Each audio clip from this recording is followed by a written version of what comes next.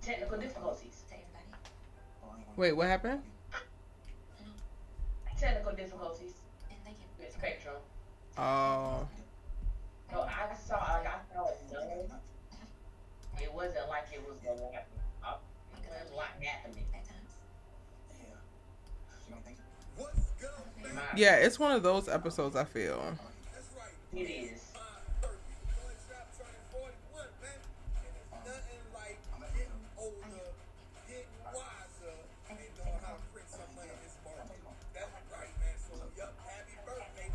Oh, I'm reading the comments. Yeah, it's one of those episodes. I feel.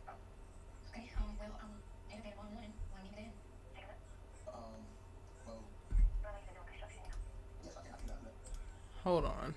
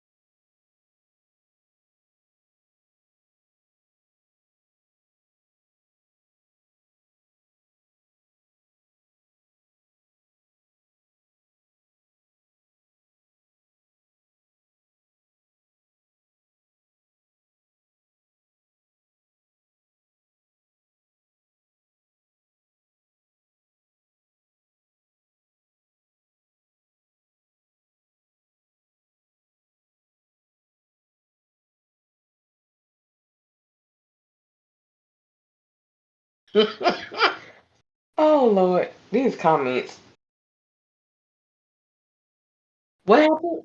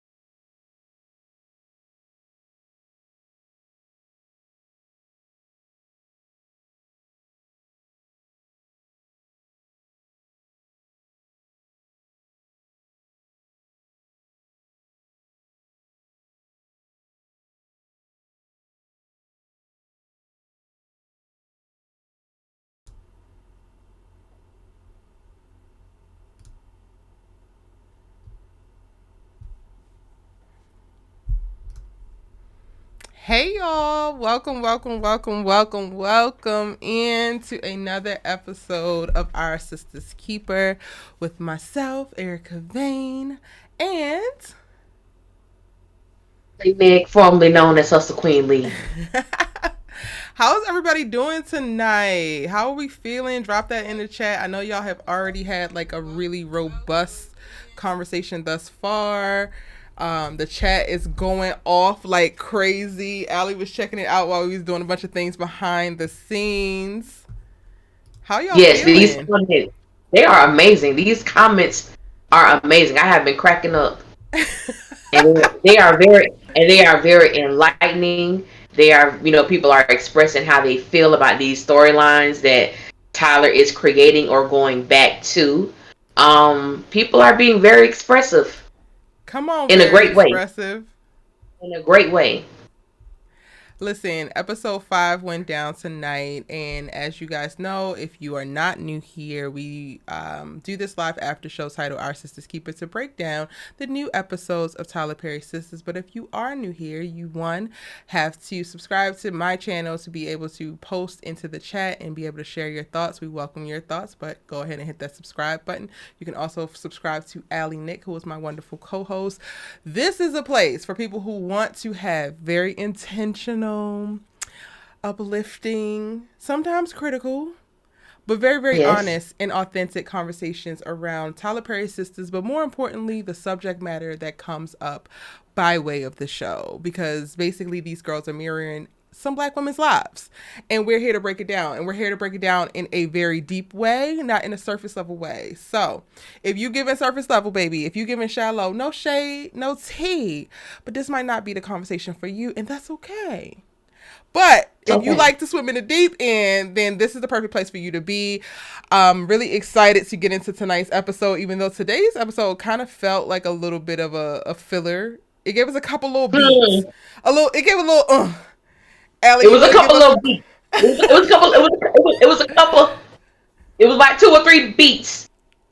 It wasn't many. And that's it. It wasn't many. Do you want to give them a quick overview of what went down in this episode and what we're going to be talking about before we go in? What went down in this episode? Let's do a little small recap. The ladies had a moment. Even though it was drug induced and liquor induced, we see that Maurice and Calvin embarked on a new feng shui in their living arrangement. We also saw that Karen had some choice words for Aaron, and we'll get into that a little later. Also, Fatima walks in and she hears the 3 magic words that you don't ever want to hear your man telling another woman: the I and the love and the you. Andi and Gary, for a little bit, Andi made a little sense. I said, well, maybe Andi needs to get high a little bit more, but then she kind of disappointed me, as always. That's all I remember. And Sabrina and Danni having their conversation in the car. Again, like Erica said, this was a filler episode. It wasn't many beats to be beating. But that about sums up this recap. But we're gonna get into some deeper stuff as we, go along with these individual sisters. Did you have anything you wanted to add, Erica? You summed it up really beautifully in reference to the beats, because it was not many given, but it's plenty to talk about. So this is probably about to be another one of our long ones. I'm really excited to get into this conversation. We have not talked prior to, and sometimes we do like give each other a little bit of thoughts in reference to what we feeling and what we thinking. Before we get into all that, I would love for y'all to rate the episode in the comment section down below from a scale of 1 to 10, 1 being the worst episode ever to 10 being the best episode ever. What is your numerical rating? Drop it into the chat so that we can actually see how y'all feeling, checking y'all temperature, because Allie has spotted that some of y'all was talking about you ain't watching no more. How you not gonna watch no more, and then we're gonna be having conversations every single week? You gonna be having a conversation, so you gotta watch. But let us know what you thought in the chat right now. Not only what your numerical rating is, but also maybe what was your favorite moment. If we were to ask ourselves, would you rate the episode? Said 7. Naya said 7. What'd you say? I was wondering what would you rate the episode? What's 10 is the highest? Yep.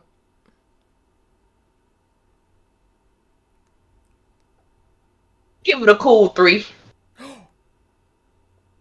Another cool. Give it a, but you know what? Because you know what? I'll give it a 5. I can't go higher than a 5. I'm gonna give it a 5. Okay, so all right, I'm gonna go ahead and be very honest because that's what we do here. I didn't even get to watch the full episode, y'all. I was literally kikiing with my homegirl, and we were catching up, and we hadn't talked. And the episode was playing, but what she was saying was more interesting. So I was missing things, and I had to literally catch up after the episode ended. And I went back and I made sure I rewatched the ZAC and Fatima scenes. I went back and rewatched the Aaron and Karen scenes, and I went back and watched the Andi and Gary scenes. Everything else kind of felt like it don't even really matter, but it's cute or whatever. It's a little set dressing, and I'm gonna go ahead and get the episode of 6 based off of that. Now look out for my breakdown video, which I will be doing, y'all. I know I have been behind and I have not dropped breakdown videos in the last couple weeks since we've been having this show, but the breakdown video I will update it if it changes. But I think that a solid 6 is good for me. And we got Demetria giving it a 2, Tiara giving it a 6, Wild 46 is giving it a 6. Hope for Me gave it a 7.9. Come on. Okay, 7.9. Okay, for that 7.9. Taylor gave it a 3. All right. Erica James gave it a 2. Hey, boo. And shout out Hey, to our Erica members who's in the James. chat. Desi, welcome in. Kimberly Felder, Shari P. I love y'all. Thank you so much for supporting the channel. I can't. Nikki B gave it a 6. I think the 7.9 is the highest that I see. The highest I've seen. Vaughn gives it a 7. That says a lot, because Vaughn don't be playing no games either. Vaughn, you gave it a 7? Oh, sis, I have to know why. Raise my volume a bit. I think I just turned it up a little bit. Yeah, Vaughn, why are you giving it a 7? I mean, it's not that far off. I gave it a 6. So yeah, you gave it a 6. I really want to stick with my 3, but something popped in my mind which raised it up to a 5. And I'll tell y'all why I gave it. Because I really want to keep it a cool 3. All right, so Naya, Tyler do got writers. He got writers coming in season 7, so we're gonna have to chill on a Tyler need writers thing because they filmed season 7 at the end of May, and season 7 was written by 5 new writers. I have a video on it on my channel explaining who the writers are, what they wrote for before, and some of the storylines that they are a part of bringing in. And there are a bunch of new freshness coming, so not too much on Tyler need new writers because we are basically getting it after they shoot it, edit it, and all that kind of stuff. He did actually hire new writers, so that's something that we cannot actually criticize him for moving forward. You didn't watch it yet, Angie? Oh no, this video is going to be a spoiler for you. Yeah, spoiler alert. There's gonna be some spoilers. Oh wait, DNC Greatness gave it an 8.5 off of the ending scene alone. Of the ending scene alone. Can y'all hear me better? I turned up my volume a little bit. Is that better? Shay gave it a 2. I love the Andi and Gary scene because she was truthful and not sugarcoating anything. And see, for those of us who have Spectrum was tripping because I missed a lot of the stuff with Andi and Gary, and I'm so upset. You missed it? I don't want to. I missed a lot. I missed some of that scene. Oh, Robin said a 0. Not a 0. Not a 0. All right, Vaughn says I gave it a rating of 7 simply because the good chuckle that Maurice gave me that bumped it. Okay. All right, so let's go ahead and get into it. Typically here we will go by character. Are we going back to that format? Because last week we were all discombobulated and we ain't have that. Are we going back to our format this week? But it's going to be real short because some people didn't really have much. Okay, let's do it then. Sabrina. Okay.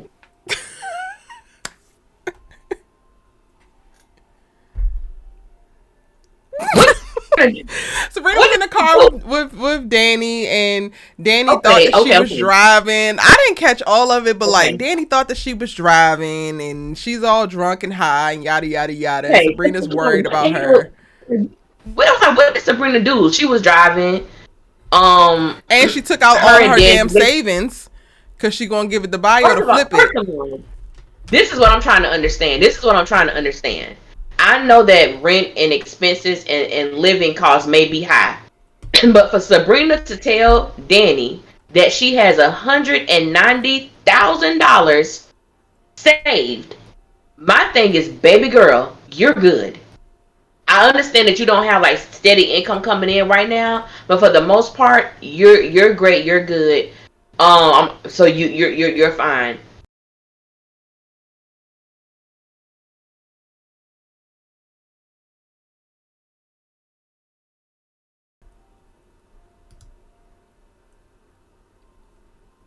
Can y'all hear us?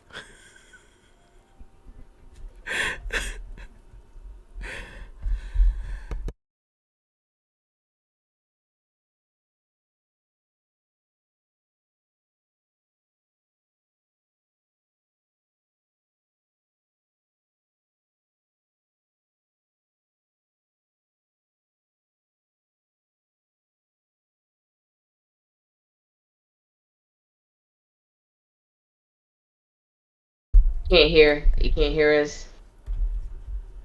No. They should be able to hear you now. Keep talking, Ellie. Can you guys hear us now? Mic check 1 2 1 2. Still saying, oh, now I can. Back. I can. Can y'all hear both of us? Okay, perfect. Perfect. Sorry, y'all. All right. I literally just had a crash on my computer for the program that we use, which is weird, but here we are. Okay, you were talking about Sabrina and Sabrina and her with the 190,000. The 190,000, and who she felt the baby father was. She feels that it's ZAC's baby. This is why Sabrina irks my nerves, because I love all the sisters, but Sabrina makes me think she was that, and no diss to nobody, but I just feel like Sabrina was that child that needed extra help when everybody else left the classroom.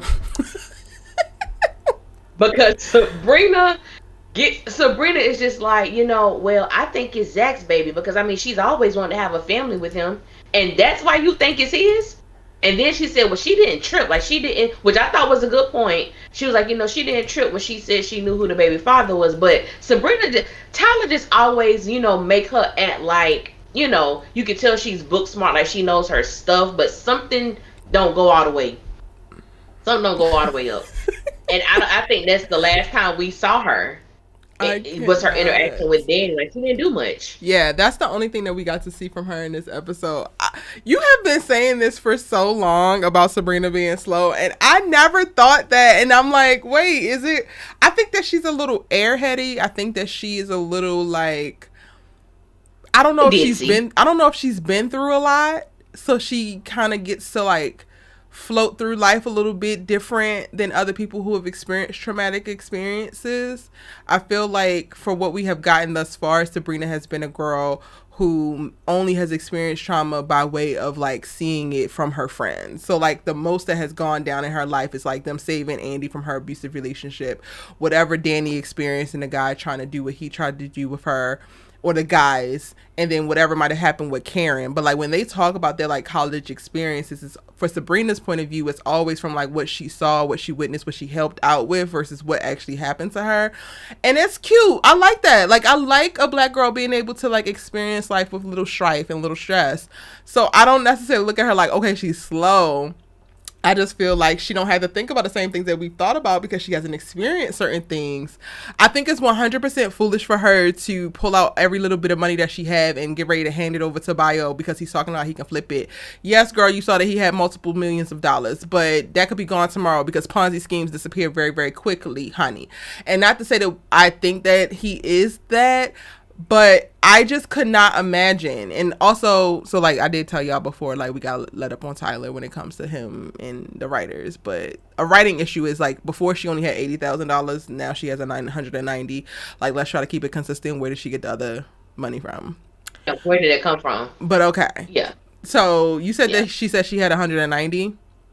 She said she had 190, but and the thing with Sabrina, because Sabrina does have her own trauma that Tyler has not since explored since the moment she brought it in. she was sexually assaulted. By who? I think as a child. Sabrina. By who? And she we don't know. It when was Tay the Talk says, Erica, you know good and damn well Sabrina is slow. I don't know that. But it was the episode when Calvin lost his father, and he was telling the story about what his uncle did to him with the older woman, and Sabrina was crying, and she said she understands because it happened to her too. And Tyler dropped that nugget, and he never, and it has never been discussed again.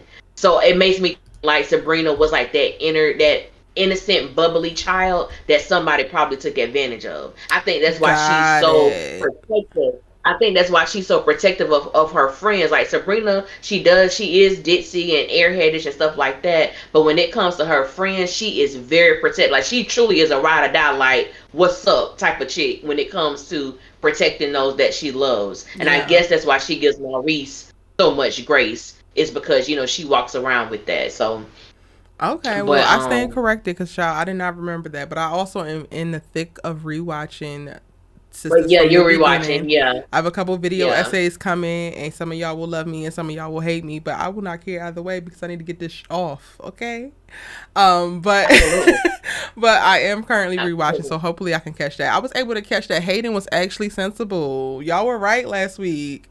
Hayden actually had sense. He was actually a little bit calm. He was definitely attracted to both Andi and Fatima. So it still was given that you just wanted little black girl's love and you felt jilted or whatever. But okay. Point blank period, Sabrina girl, do not hand all of your money over to this man. If you magically got a extra $110,000, honey, then maybe give him the 80, if that. I would give him 40, maybe. Like, give only what you are willing to damn lose. And the fact that you're still taking care of your mama, which is something else that Tyler Perry brought up, but then never gave us any additional context to in reference to like how much her mama bills are and like what is the financial strain or the emotional and mental strain that she experiences because of taking care or being her mom's caretaker or financial caretaker. Whatever you can lose, then you can go ahead and try that. I'm not necessarily jumping on the boat of like Bio was a scammer, but also we don't know that man. And yes, he did come up with $1 million for Maurice's bail, and I guess you could kind of like take it back from there. But wouldn't it just be wired back to the account that it came from because he didn't wire it to Sabrina first? So it's like I just need a couple more safeguards. If we're gonna hand this man money, I need safeguards. I need to be able to rob him if he tries to rob me, and if that can't happen, then I'm good. I would much rather bust it wide open 1 or 2 times and you go ahead and give me $500,000. Like, don't worry about investing mine. Like, go ahead and give me $500,000. I mean, I'm bust it wide open.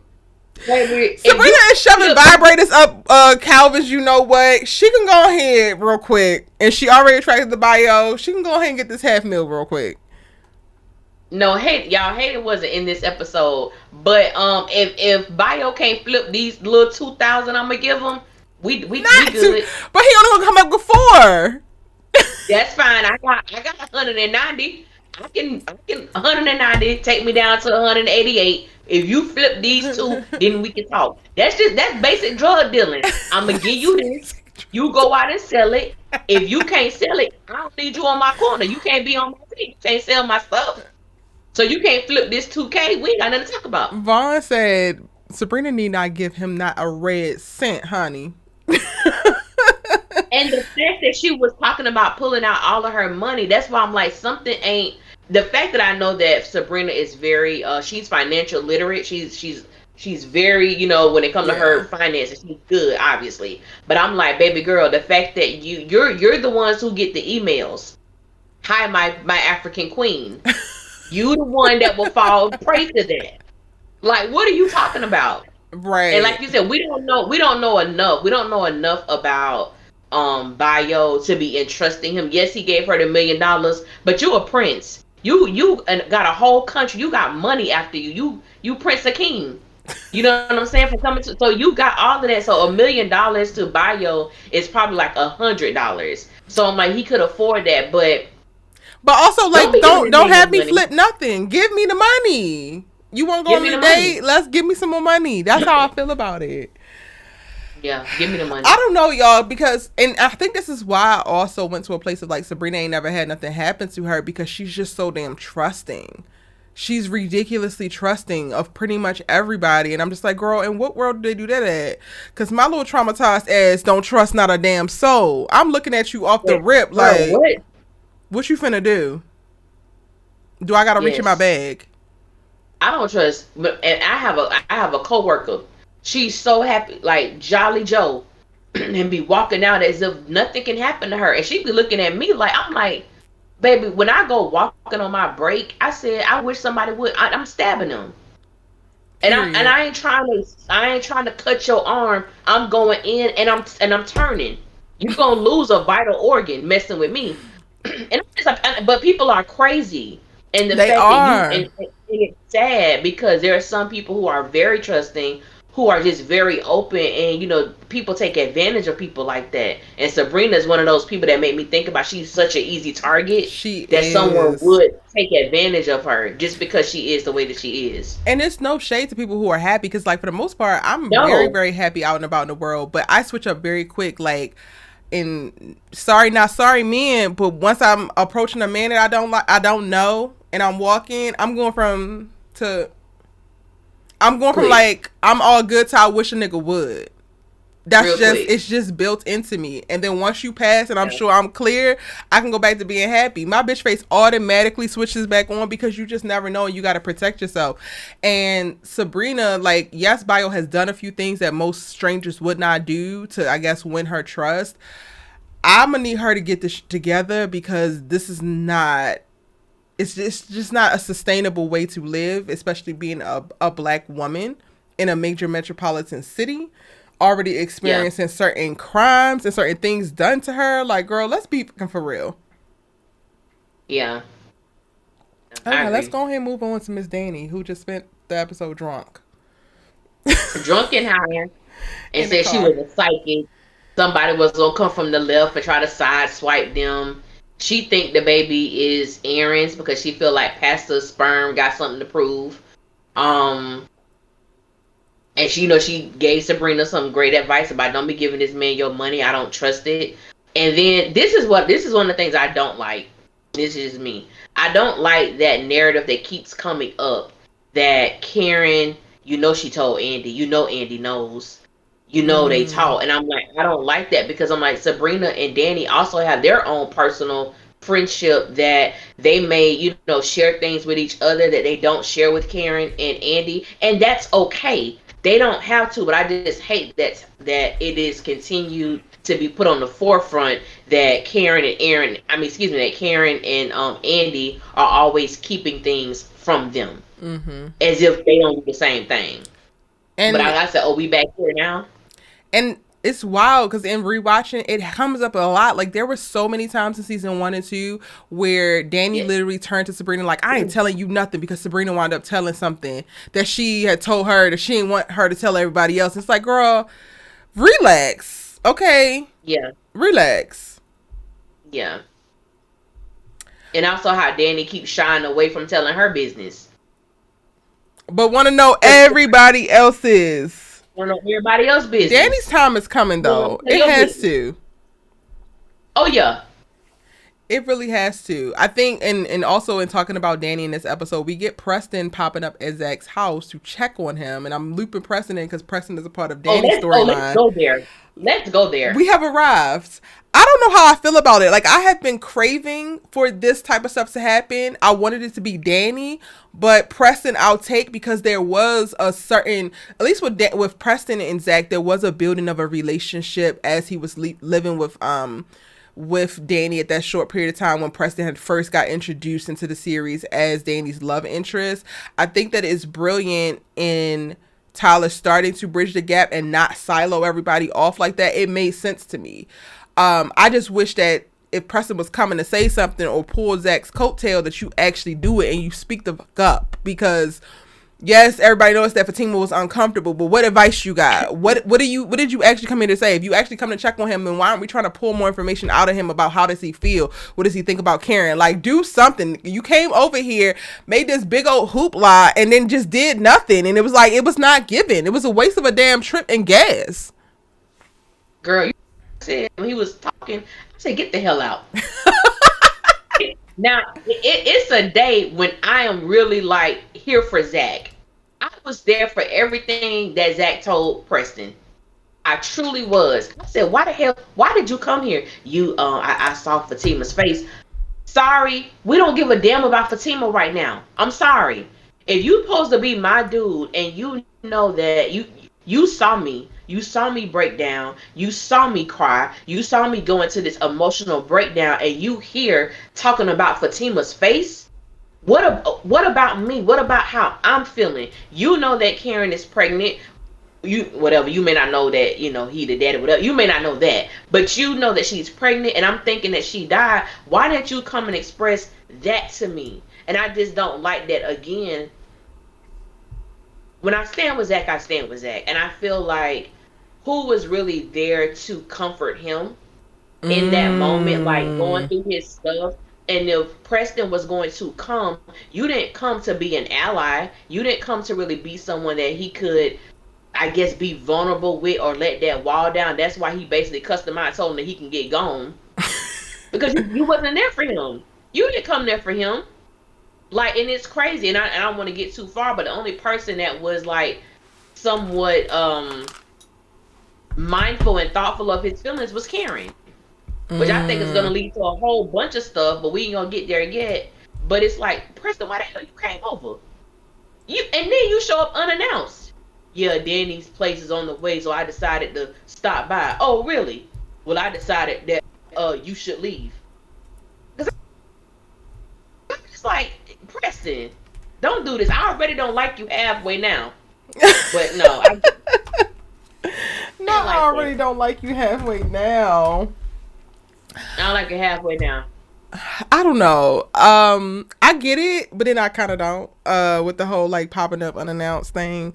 People that I don't quit don't do it, but people that I actually do, I'm just like, y'all keep bringing up the people don't call, but y'all supposed to be actual friends. And typically, when you going through something, you ain't gonna answer the phone, so it don't even matter if I called or not. So that I'm just gonna make that little tidbit note. But that's just me. I understand. Allie don't play that. Allie said don't pop up on her ass. She's not playing that. Okay, if I F with you, if I don't F with you, the only people who can literally pop up at my house is like my older aunts and uncles and my mama or something like that, and my siblings for the most part.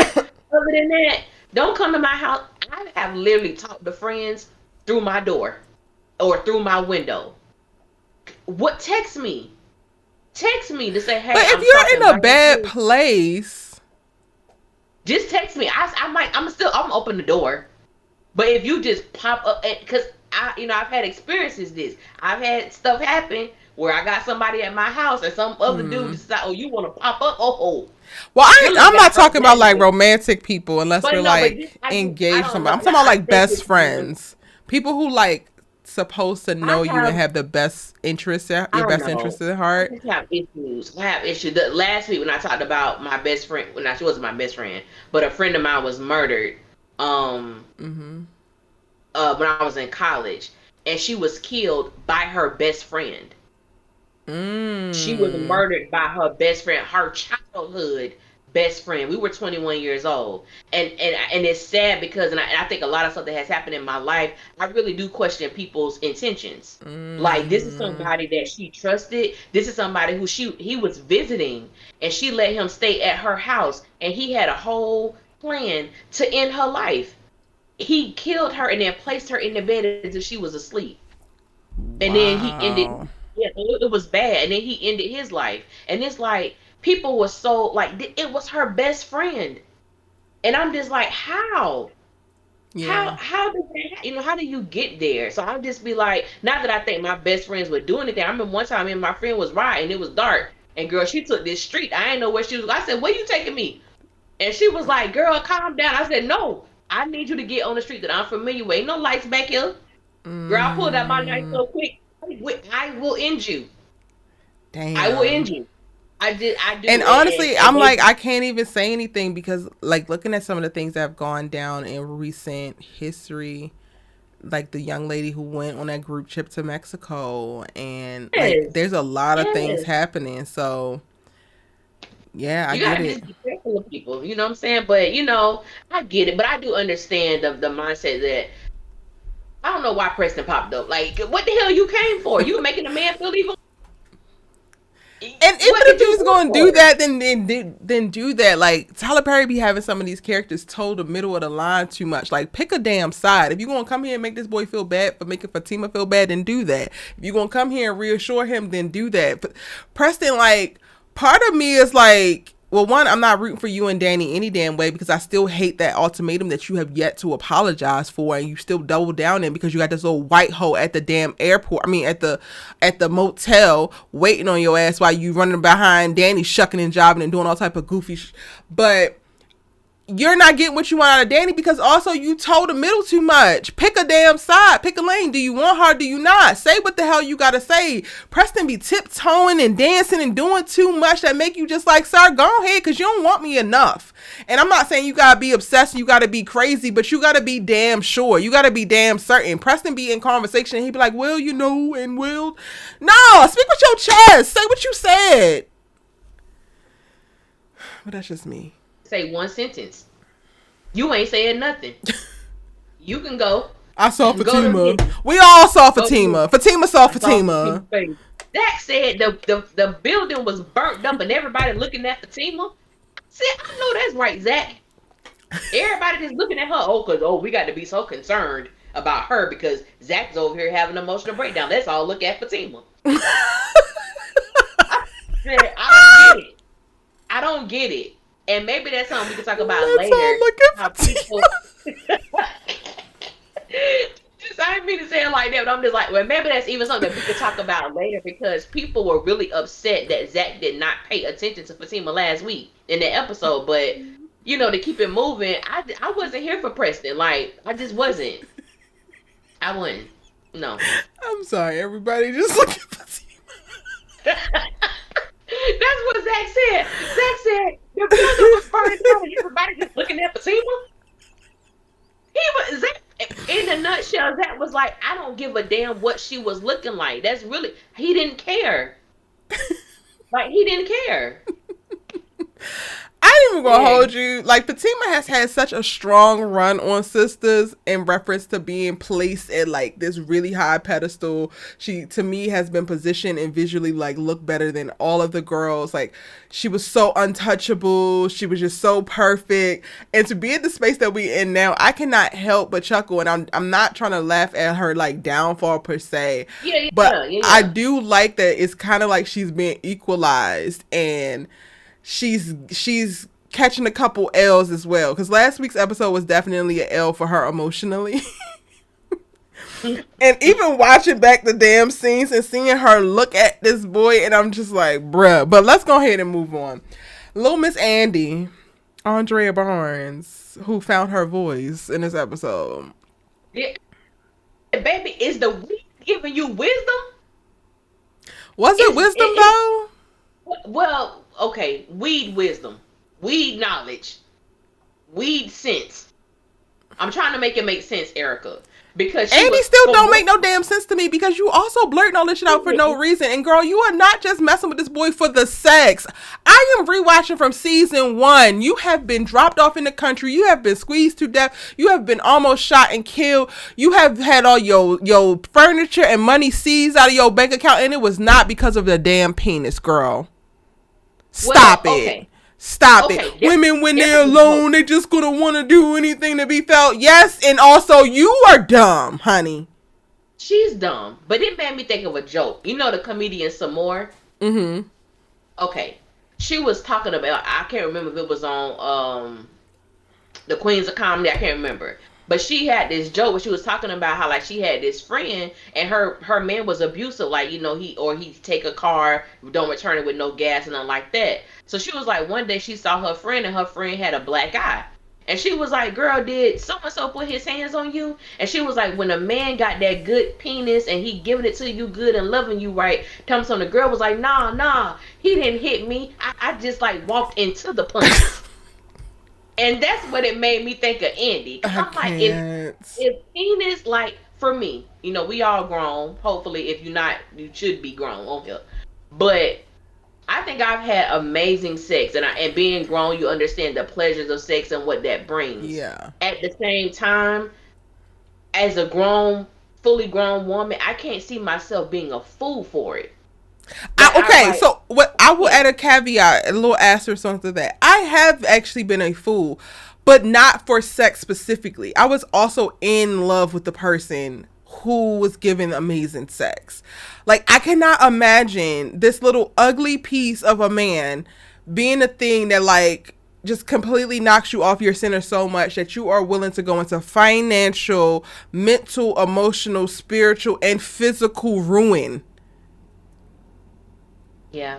And I know Andi thinks that she loves Gary, but also, girl, you don't even know what the love is. So, like, while she was sitting there talking to her, which I wasn't mad at her talking to her and making Gary feel bad. I just felt bad because it was a lie to me. Like, you literally have been stuck on stupid. Like, the real tea is that you don't value yourself. So, like, let's continue that part of, like, when a woman just wants to feel something, or when a woman thinks poorly of themselves, they will choose somebody who doesn't actually fit the bill because they don't know their damn worth. And I haven't known my worth for this entire time that I've known you, but guess what? I'm waking up and I know it now. Then I would have given her some snaps. But Andi didn't say shit for me. Like, she made Gary feel bad, which is okay, touche, because Gary don't deserve nice things, but also you weren't calling the thing a thing.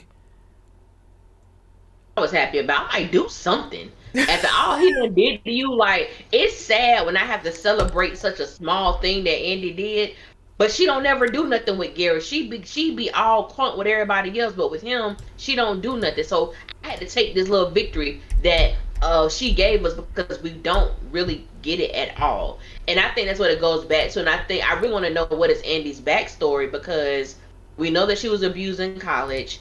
We don't know about her dad. He's never been mentioned. Her mother has been mentioned a few times. But I'm like, what is it that has happened to her that makes her just gravitate to abusive men? And what is she truly missing that she will hold on to anything that's providing her some type of companionship? And that with Andi, we don't know. She's probably the character we know the least about. We know nothing about her. Like, other ones, we may know little gems that Tyler has sprinkled throughout the seasons. But with Andi, we know nothing. We know nothing. And I'm like, I wonder why. And I'm sure with Tyler, that is intentional for a specific reason why we don't know. But I'm like, it's really sad that she's been holding on to Gary for as long as she has been. Even how they started. She knew he was married, had a 6-month affair with this man, didn't care how he was treating you. You know what I'm saying? You were okay with that. So it's just very interesting to me, Andi's dynamic. Like, what is really going on with her? And she made me think of one of them girls that, like, you know, like when you were in school, she probably was popular or whatever the case may be, but it was like she made me think like she kind of had to put people down in order for her to feel exalted. Like, she give me those keys. And even if, like, if a dude talked bad about her, well, you want me? Like, she made me think of chicks like that. Yeah. But I'm like, what is that core? Like, what happened that produced this as an adult? I really want to know that. I think it was the abusive relationship in college. Because we do know about that. Yeah. I think that thing did a number on her. And... yeah. And even the extreme in that, she had to get her ribs broken for her to leave that dude. And then I don't even know if she would have left him. I think that they literally orchestrated her leaving him. Had to make her, yeah. Yeah, I don't know. Like, I enjoyed seeing Gary be turned off, like Vaughn just said in the chat. I enjoyed seeing Gary uncomfortable and feeling devalued. Like, I absolutely loved her saying, "You aren't even my type." Because, girl, when a woman realizes that she's with somebody who not nowhere near her level and she not really interested in, but she might have been just bored. Elite, okay? Like, elite, and call a thing in reference to that. So it was like little beats where I could get with it, but overall, like, it's not enough of an awakening for me with Andi to realize where she's at in her life to do better. So I feel like we're going to, even if she does stop going Gary, she's going to find somebody who's similar to him, and she's going to go and do the same damn thing. And now we're going to be back on this Andi roller coaster, and I want off. Me too. turned off when she was talking about you weren't even my type. I said, first of all, you ain't got no damn type. We done seen you. You ain't got no type. We done seen you with Gary. We done seen you with Robin, and we done seen you with Paris. Those are 3 totally different men. So, sis, what is your type? What is your type? What I mean, she did say tall. She did say tall. Paris and Robin are taller than Gary. Okay, so she like, okay, tall. What else? What else she said? That's it. I didn't hear that part. She said 6'5". all she Ain't none said of was them height. They not 6'5", but they definitely taller than Gary's short ass. Better watch out, Karen. She might have an eye for Aaron. You keep trying to put Aaron with everybody. I can't. After last week's episode, I'm playing on y'all that. go catch the last episode of Our Sisters Keeper. Cause listen, we go there in reference to these conversations, and Allie presented a very interesting take. I'm joking with that one. I was just being funny. I don't think that at all. No, but like staying with Andi real quick. I'm rewatching because again, y'all, I am rewatching. Seeing how Andi did Paris, like there was this episode where she literally was like off put by Paris. Paris said something like, well, until there's a ring on your finger, I want to be able to put my bid in. I want to take you to dinner. And she's like, I'm not for sale. And like she got so offended and she was so mad and like she stormed off. And I'm like, where in the hell did you come up with all of this like gumption to stand up to Paris because I'm worth more than that, and to stand up to Robin because it only take one time? But Gary has been able to do so much. Like Andi as a character continues to just confuse me, truthfully. She can. You gonna tell Paris like you're not for sale, like you want to think more of yourself. Did you not have sex with him the first day y'all went out on his mama couch? Did you not do that, Andi? So how highly should he think of you? And if you've had sex on somebody's mama couch, I'm not saying you low, but what I'm saying is for Andi Barnes to even come at him that way, how was he supposed to view you? Well, I think that this happened before. I think this happened before when he was trying to get her to date him. Oh, this happened before she had sex with him on the couch? This happened before, yeah. Well, he definitely don't value you now. You done made that big fuss. He got you on the couch. Like, I'm not understanding. But like you said, Andi confuses you. You say something like that, like, I'm not for sale, and I'm this and I'm that. There's a song by Genuine where he was like, we boned on your mama couch, and we knocked the springs right out. Do you remember? That's Andi. That woman walked in her kitchen. I mean, I'm not shading any couch boning. I don't have no problem with it. Couch boning. I'm not shading couch boning, but you know damn well you don't want his mama coming up in there while y'all still on the couch. Facts. I hope. Facts. Well, that's not my experience. So. Facts. But I don't know. It's like, Andi, you are able to be turned off immediately by Paris saying, I want to put my bid in. And you're still single until you have a ring on your finger. And you're turned off because, well, I mean, this was elitist as fuck. But you turned off because Robin is like, you gonna date a janitor? I know that she was getting down like that. But you're not turned off by Gary doing all of the things. And then now all of a sudden in season 6, you're going to tell him that he's not your type. The only thing good about him is sex. He has way too much baggage. And now we're supposed to fully believe that that's the only reason why you went through all that you went through. Y'all, I am in season 2 and we're dealing with the FBI behind this penis. The FBI behind some penis? Absolutely not. Andi just need to be for real about her emotions. Like a lot of the women, all the women on this show, just be honest about it. Even if you sound dumb, I love him. I'm in love with him, and I don't want to be here though. But this is where I am. And then choosing yourself so that you don't have to stay in those toxic, situations, those toxic relationships. Move on. And I know that's difficult, but you can't move on.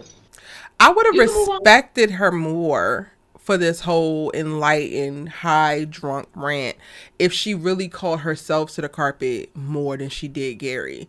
Like, if she would have presented it like, it's literally not even you. I'm only doing this because you bought really, really nice gifts. And yes, the sex is cool, but I just don't want to be alone. Like, you are the easiest because of all of your mess. I don't have to be a better woman. I don't have to be mentally stable and emotionally present. I don't have to be all of these things that I know that I want to be. I can be a total mess with you. Like, I would respect Andi 100% if she literally looked at Gary and been like, I keep dealing with you because I can be the worst version of myself and still be better than you. Tyler Perry, my emails is open. Hire your girl. That says a lot. That says a lot. I would have been like, well, shit. And it would have served the purpose of also making him feel like crap. Like, yo, you're really not it. You're not him. You're not Hemi Neutron. You might have thought, but you ain't him. Yeah. And guess what? I've decided to walk into my era where I'm going to be her, which means I can no longer be a part or be engaged with somebody who ain't him. You excuse. I mean, I don't have a problem with riding this ride one more time before you go. Oh, you don't want to do that? Okay, then go. Then go. I mean, I can have another you in a minute. Hello. Matter of fact, he's playing. He'll be here in a minute. We want to go there. I ain't even gonna hold you. That she did have a little bit of pimp to her when she decided to try to text the damn college boyfriend while Gary was sitting right there. I was like, okay, so I can get with that. Wait. Wait. I didn't know that. Yeah, girl. She was like, you're not even my type. Like, he's like 6'5", like my college boyfriend. And then she picked up her phone. She was just like, he was like, what are you doing? It's like, oh, I'm just about to hit up my friend. And he's like, wait a minute. Seriously?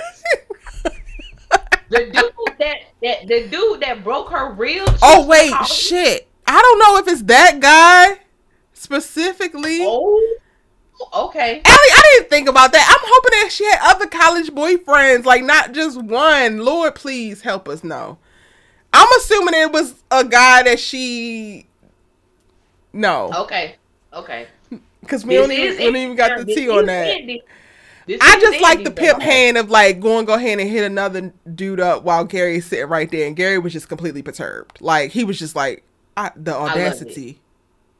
I love it. I love it. I do. Okay. Moving on from Andi and Gary. Little Miss Karen, my little sis. Cameron, I love you, babe, but. In loving you, we gotta have an honest conversation, honey. We do.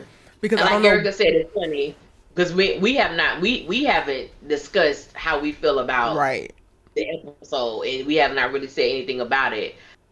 I was here for Karen in some parts of it, and in other parts I said, ma'am. Ma'am.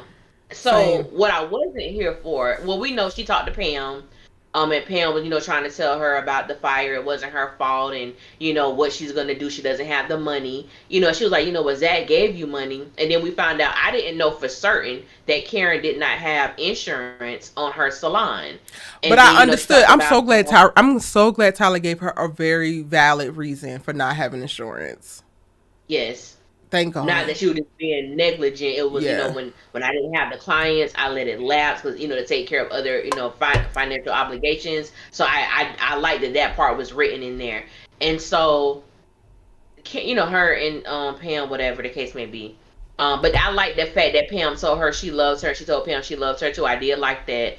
And Pam was like, well, I'll be there tomorrow. Basically, Pam was like, I'm with you. I'm going to help you clean up. I'm going to help do whatever needs to be done. So then when Aaron, but Pam was like, I need you to call ZAC and get that money, sis. Call him. Pam's so damn messy. Money. Everybody's so messy. I spent so much of the episode like, why y'all messy? Messy. But and then again too, I ain't gonna lie. I was like, well, he did offer. So did Aaron. Probably wouldn't have called him that night. He did offer. But that's what I'm saying. The fact that Aaron came over, I would have had that same discussion with him because he offered to help as well. So, but it's giving. I'm gonna be pissed off with Karen, and I don't want to go back down that road. That's what it's giving me.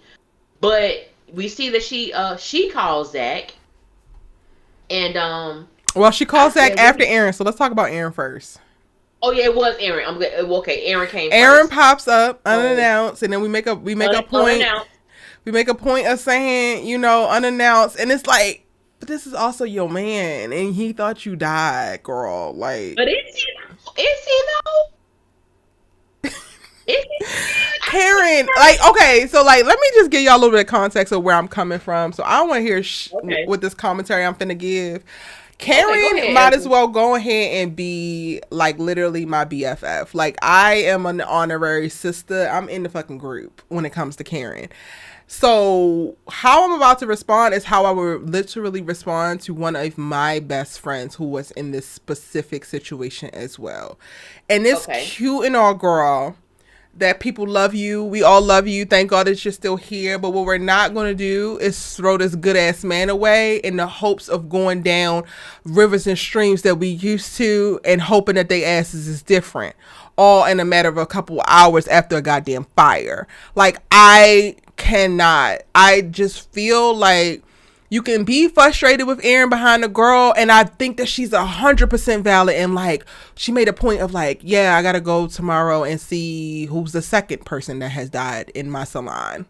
Because guess what? You are also, well, he's not responsible for this one, but you were responsible or in some way attached to the first person that passed away at my salon. And then before this happened, I'm confronted by a second person who was crazy. And honestly, because this isn't the girl who actually did it, then her ass is still out there. She could come back at any given goddamn point, depending on what's going on with you and her. And it's just too much. Like, I get that it's a lot, but I also feel like Aaron has put in a certain level of work that he deserves more grace and he deserves more time. You have given ZAC way more for way less, and I don't like that. And if I was her friend sitting across from her, I would tell her that. Like, not saying that you have to commit to Aaron right now, and if you do want to revisit your feelings for ZAC and you do want to figure it out and y'all want to sit and talk, cool, but do not shut the door completely on Aaron, because this man has invested a certain amount into you off the strength of just really truly loving you, and we don't get that. That's not something that you just get to like act like doesn't exist or doesn't matter, because it does. I want to give you a second. DNC greatness. I see you. You said, am I going to be pissed at ZAC too? But this is the reason why I said that I think I'm going to be pissed with Karen, and it's because of how she treated Aaron in the scene that we saw. Because my thing was this. When he said, you know, I still love you, right? And homegirl said, thank you. I said, what the hell? Just a couple days. I said, what? Wait a minute. I said, just a couple days ago when Aaron told you he loved you, you shared the sentiment. You said, I love you too. Now it's a thank you. And you're doing this only because of the way that ZAC has displayed his love for you. Well, I think it also is tied to Jennifer too. It's tied to Jennifer too. I think a lot of it, majority of it is tied to ZAC. Now, what I would like to see is for Karen to be honest with Aaron. I believe she's hurt by that. I think it was more so, like, even when he was like, you know what, Karen, well, he was like, you didn't even want me. Well, I said, I don't know. You wasn't sure. You were indecisive about what you wanted to do with Aaron. Now, I do agree with Karen. He should have told her that he was seeing someone else. That I do agree. But for her to act like he shouldn't have seen somebody else, I ain't feeling that. I don't know if that's what she was acting like, though. I don't know. I just felt like she felt like, because she did say, well, you were seeing someone the whole time, and he said, I wasn't seeing her the whole time, and she was like, you know, but you didn't tell me. And I'm like, I do agree with her with that. He should, the moment he started seeing Jennifer, he should have told Karen, this is what's going on. Because one thing I do respect about Karen throughout this entire situation, she has been honest with Aaron from the jump. He's known that she was still in love with ZAC, that she still loves ZAC, and she was trying to, you know, separate herself from that situation. And now all of a sudden, because he done smiled in your face and gave you 5,000 plus hugs, now all of a sudden you want to treat my baby any kind of way. And I ain't not my baby. Not my baby. Aaron is my baby. He will be my baby always. But I'm like, I mean, it's also in like having a near life or death experience herself, because while everybody experienced Karen died. She experienced passing out in the smoke, waking up, not knowing what happened, losing her salon, not having insurance, not knowing how she's going to provide for herself as well as the child. I can understand that catapulting her back into feelings of where she was most safe, even if it was a toxic situation, but this was her most safe relationship. Aaron, while he is a great man and while he has provided a really great option for her, I do understand how he has not actually been a safe relationship for her because somebody killed themselves in front of her because of him. So I can understand her retreating to her feelings for ZAC. I just don't want her to be so steadfast and like shutting the door immediately on Aaron. And that's what it felt like in this episode. It felt like, okay, thank you for your services. You can go now. And it's like, no, absolutely not. He deserves more than that. He's earned more than that. And you deserve more than that. You deserve options. You deserve, honestly, Karen, and this might be a little bit selfish for me, but you deserve to have both these men help you put this damn salon back together. You deserve both these men to pull into the coffers and have the Karen treasure chest full and Karen loved on both ends, honey. I said what I said. Yeah. I agree with that. I just don't like the way she talks to him. Like, I feel, and this is how I feel too. I feel like even if Karen needed like a break from Aaron, because in a way it felt very final. Like, it felt very final from her perspective. I just felt like the way that it could have, because even though she was like, you know, well, drive safe, Aaron, I would have just slammed the door on her face if that was me. I would have just slammed the door. I wouldn't have said nothing. But I just felt like after everything, and I know that for us, it feels like it's been such a elongated period of time, but we know it hasn't been that long for the actual characters. But even then, I just felt like the conversation could have been a lot different. But then again, too, now that I'm thinking about it, I think Aaron overstepped because Karen did tell him that we will address this situation when I'm ready. Mm-hmm. And he popped up to talk about that specific he wanted situation. to be clear about that specific situation. And it's like, I get it. That's a pressing thing. That's the last thing that y'all had. And then she dies. And you're like trying to clear the air because you want to move forward. But it's also like you still going to have to let that beat rock. And you're going to have to let her breathe a little bit when it comes to that. Yeah, you got to give her that space. You got to give her that space. And I think that for so much, Aaron has been like, I've never thought it was cute the way that he pops up. Because I no, I'm not a fan of it. But that's what he does. And I was glad that she brought it up. You know, you show up unannounced. I let you in. But I can't do this. And I feel like she has every right to feel that way and operate in that manner. I just wish that like it just was, and I know that's not the end that we've seen of Karen and Aaron, but I just would have liked to have more of a, I guess, like an expanded dialogue with them as far as really how she felt about the situation.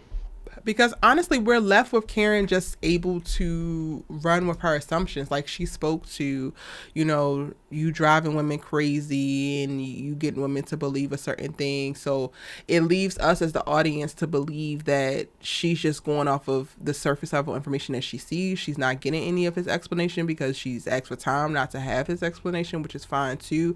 But also you're making very definitive decisions and you're moving with a certain energy that feels kind of permanent based off of not enough information. And again, I'm literally just defaulting back to what has this man shown, done, and proved to you when he had every right to just leave your ass alone. He had every reason to just walk away because you were too messy and the things that were going on were too much, but he stayed. I need her to find herself. Find it. Find it, bitch. Because that's what I would tell my real friends. Find it, honey. Because that's a good man, Savannah. He's a good man. There were so many times I said, Aaron, baby, you need to go. And then what we see in the preview, he dressed like he in the damn movie E.T. with that white suit on, looking like he finna come and save the day and build a whole shop himself. I gotta watch the preview. Oh yeah, and I love that for her. Honestly, y'all will probably never get me to say Aaron need to walk away because I am obsessed. And I was having this conversation with a homegirl last night over dinner. I love you, girl, if you're watching. About how we might talk about Tyler Perry and the writing or whatever, but I greatly deeply appreciate him bringing us Karen and Aaron specifically, because I did not realize that I needed to see it, but I really needed to see a black woman being loved regardless.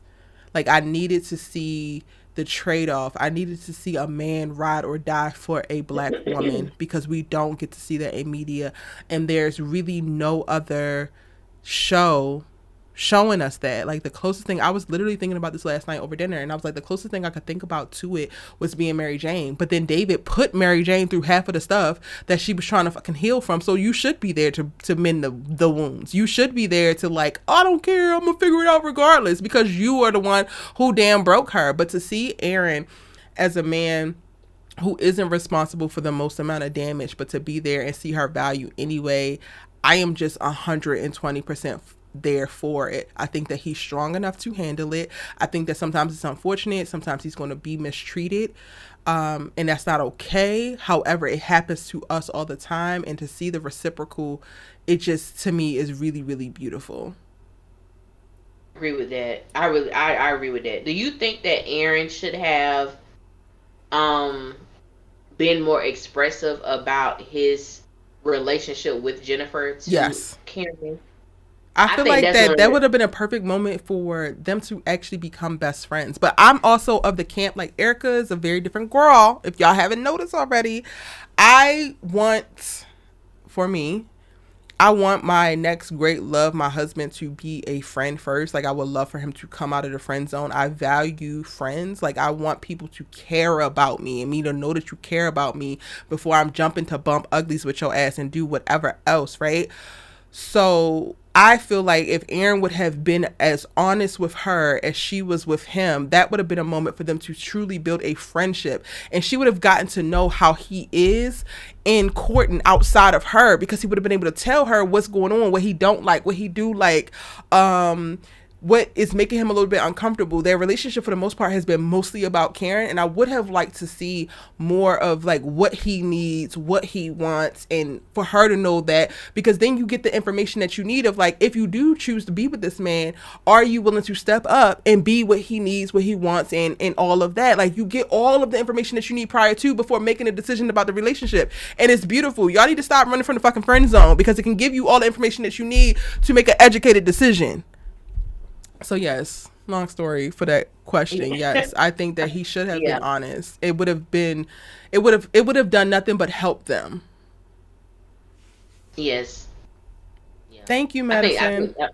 I think that was missing, because I just feel like it was too quick. And maybe it was the writing, but it just felt very rushed. His explanation of Jennifer, for me, it was more, like, I was seeing her, then I decided I didn't want to see her. It's like, wait. Okay. Were y'all having sex? Was this a sexual relationship? Have you ever? And when did you see her? Because you always over here rubbing my damn feet. When did you see her? Always with Karen. So I'm like, when did you? And I think, I don't know if I said this on live on one of my reviews, but I talked about how that time when him and Karen first had sex and he hopped out that bed so quick, so he had to go somewhere. Were you going to see Jennifer? Did y'all make plans? Is that where you left off to? I'm curious. I really am. It ain't looking good for you, mister. It ain't looking good, Aaron Carter. Okay, so the conversation goes down with Aaron. Karen is completely, like, standoffish. She's seeming like she's ending something. And I hate that for her. Do better, friend. But then only for her to get to a place of, like, she didn't talk to Pam, she didn't talk to Aaron now before she really goes to sleep, because she didn't told everybody she going to bed, but she really was just trying to get to this phone call with ZAC. And she calls him up. Go ahead, Allie. I know you wanted to get this one off. See, so I missed it. I told you my cable was jacked up. Oh. But I did see. But I will say this. It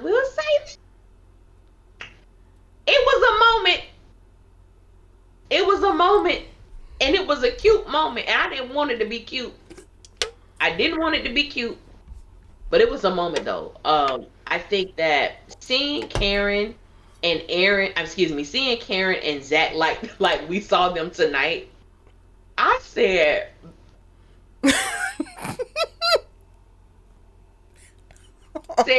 baby, I see why some of these Fatima fans got their panties in a bunch, because, baby, the softness, the gentleness that they both displayed one ye to another, I was like, wow. I can see it. I don't want to see it, Lord, but I can see it. I can see it. And I think even like when he told her that he loved her and how, you know, how he was speaking to her and how she knows him so well, she knew when Fatima came in because his tone changed. Now, oh, she there? I said, why? I said, Lord. I said, Karen, stop. Stop being so messy, girl. Stop. You being messy. I said, Karen, you being messy. You being messy. You just told me you loved me a few minutes ago. You can't say it now. I said, stop that. Stop that. But I'm gonna lie, it was cute. I was here for it. I ain't even gonna front. Thought it was cute.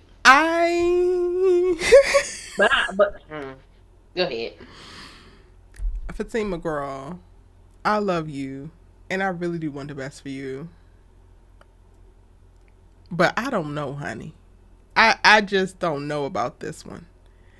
Because the way that they kind of fell right back into sync. The way that it just felt very natural. It almost was like the conversation felt like a song to me. Like the cadence was on point with them, and it was just, it was it. And I sat and I watched and I was enjoying watching, and I'm like, I'm not supposed to do this because I'm rooting for Fatima regardless. I'm like, well, wait a minute. I really did like Fatima and ZAC. I still do like Fatima and ZAC. I just want her to stand up for her damn self in this relationship. But also, like, ZAC, God damn it. Like, this is what we wanted back in season 1. And he had moments of it in season 1. He had moments of it in season 2. He's always been so very protective of Karen. That's another thing that I really was able to see recently in rewatching season 1 and season 2. ZAC has always been very protective of Karen. So when I went back and watched that and then seeing last week's episode, he had the exact same energy as when he got stabbed. Yes. He had the exact same energy when other things were happening and he had to come to like Karen's rescue. Nothing has really changed, and that is the part that makes me concerned, because nothing has changed. And in that moment, he was still very deeply in love with her and wanting her back. Now, I'm still not at a place where I'm like, okay, ZAC definitely wants her back. But with this conversation, the waters are really, really, really, really muddied right now, because their talk felt too right. It felt too home. It felt too in sync. And I didn't even realize that that could be possible. But that's what I felt in watching it. Yeah. Yeah. Like I said, I didn't want to like it. But I was like, I'm here for this. I'm here. Whether they, you know, whatever happens, I was really here for this moment. And I think I was talking to somebody in my comments, and I was like, we were on the same page, because I'm like, we have seen ZAC and Karen be at odds so long. They have like this anger, this aggressiveness, this thing for one another. And even in the sprinkled moments where Tyler has had ZAC and Karen have a moment, their moments are always big moments. Like, even if it's a short scene, they're always like, dang, their chemistry is like amazing. That part, Allie, let's park right there. For everybody who says that Ebony and Devale didn't have no damn chemistry, that Karen and ZAC ain't had no chemistry, baby, you're blind. And that's fine. We're going to get you some spectacles. We're going to get you some bifocals because you're blind, honey. They ain't had no chemistry. That shit felt like riding a bike after 15 years. It did. Go ahead. I'm sorry. I had to park right there, because that was it for me. The chemistry through the phone. Bruh. Through the phone. And even Karen, and somebody brought it up in the comments earlier. I don't remember who it was before we even got on. And it was talking about like Karen's softness in that moment. And it was like the way that Ebony's so good, the way we saw her interact with Pam the way we saw her interact with Aaron, and then the way we saw her interact with ZAC were all very different sides of this particular character in a matter of 5 minutes. The way she did it, Ebony did that thing so effortlessly. It was like it was beautiful to me to watch. But that thing with her and ZAC,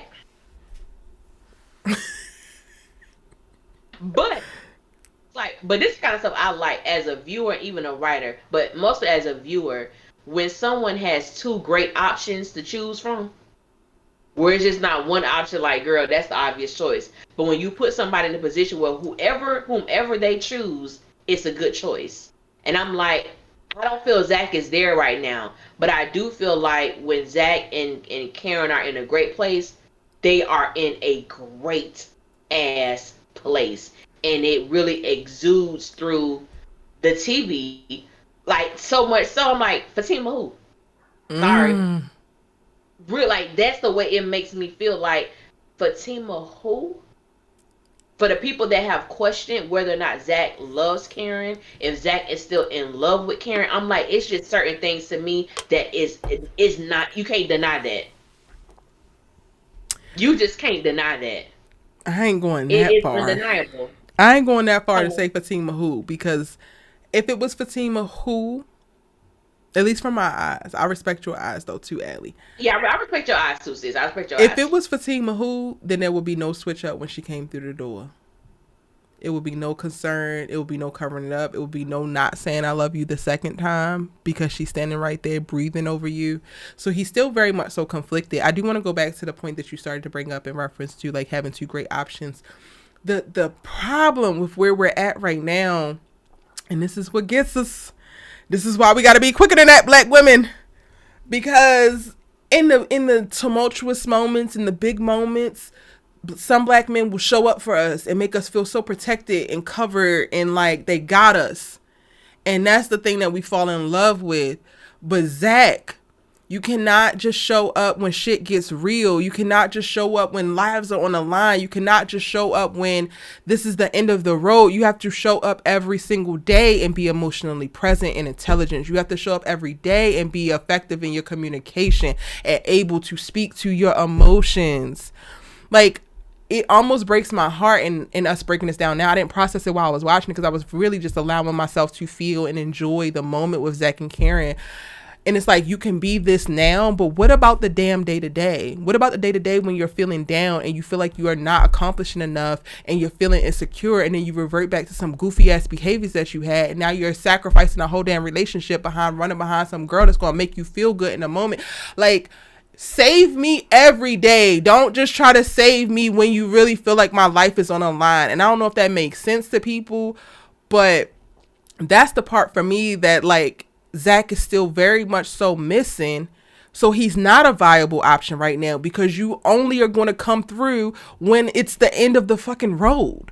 But there's so much other time before we get to the end of the road. Like, I can't have a sustainable relationship. I cannot be in love and it just be the grandiose things. Like, you can't just show up 2 times a year and think that we're going to be happy in love.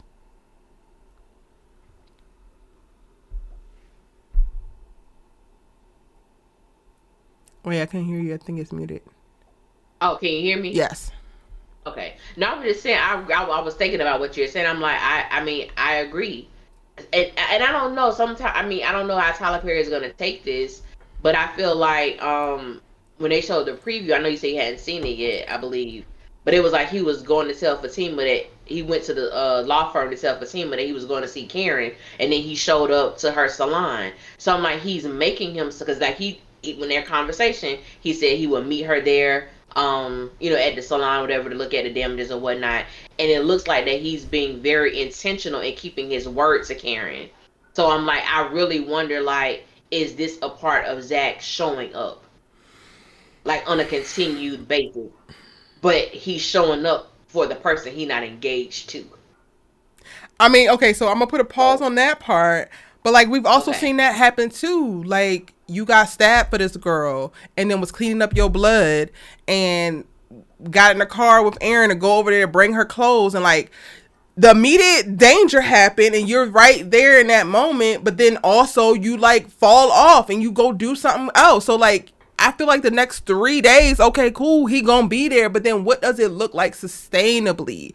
Like, does it look like you actually having a conversation with Fatima, and if you are confused about your feelings, then telling her you're confused about your feelings, even if it is, I think I do still want to marry you, however, I really am very concerned about Karen. I want to make sure I get her back up on her feet, for whatever reason that looks like for you. It would take more than ZAC just showing up and writing a check. He's going to have to consistently be able to, one, be a little bit more calm and speak to where he is at mentally and emotionally with everybody around him, for me to be like, okay, he's growing and evolving. Otherwise, you're just the same old ZAC, and all we need is another emergency for you to switch into a role that we want you to live in. You literally visit the superhero space when you could be this guy all the time. Yeah, I agree with that. I agree. I don't know, child. I just never thought I'd be having these feelings for ZAC. Yeah, because you don't like him. But I do still feel very strongly about like my stance on Zachary Taylor. When it comes to him being a consistent person in these women's lives. Now you're with, that's who Fatima is, who you've chosen to be with. That's the person that you've chosen to, that you say you want to spend the rest of your life with. Yet there needs to be a conversation that needs to be had. Mm-hmm. There needs to be a conversation, and it needs to be a truthful conversation. And I really hope we don't go into the mode of, you know, man, I don't love that girl, man. I'm just trying to, like, I mean, we know that he loves her, and he told Fatima that. But I'm like, be real about what the possibility of losing Karen, what that did to you. Like, be honest in that manner. And the thing that I don't fear, that ain't the word I want to use. The thing I have question about is because I've seen ZAC throw Karen under the bus so many times. I don't trust it until I see him do it. Because he has lied consistently on Karen. He's thrown her under the bus. He has not accepted responsibility. He'll blame her quick, fast, in a hurry. And that's a part of him that I do not like. Yeah. I don't like it. Because he's done it several times. He lied about when they had sex in her office. He told Fatima that Karen was the one. She just started kissing me and then we had sex. No, that ain't what happened. You started kissing that girl and she begged you. She said, ZAC, stop, please. And you continued to kiss her until she just got weak for your ass. Like, that's what happened. And like, he's done that so many times. I just don't. Yeah. I'm gonna guess that the possibility of losing her maybe has caused a shift in him some way, but like I said, I don't trust it until I actually see it and it's consistent. Yeah. Not that he gotta prove himself to me, but I'm like, you've done so much. I don't trust you. I don't trust you like that.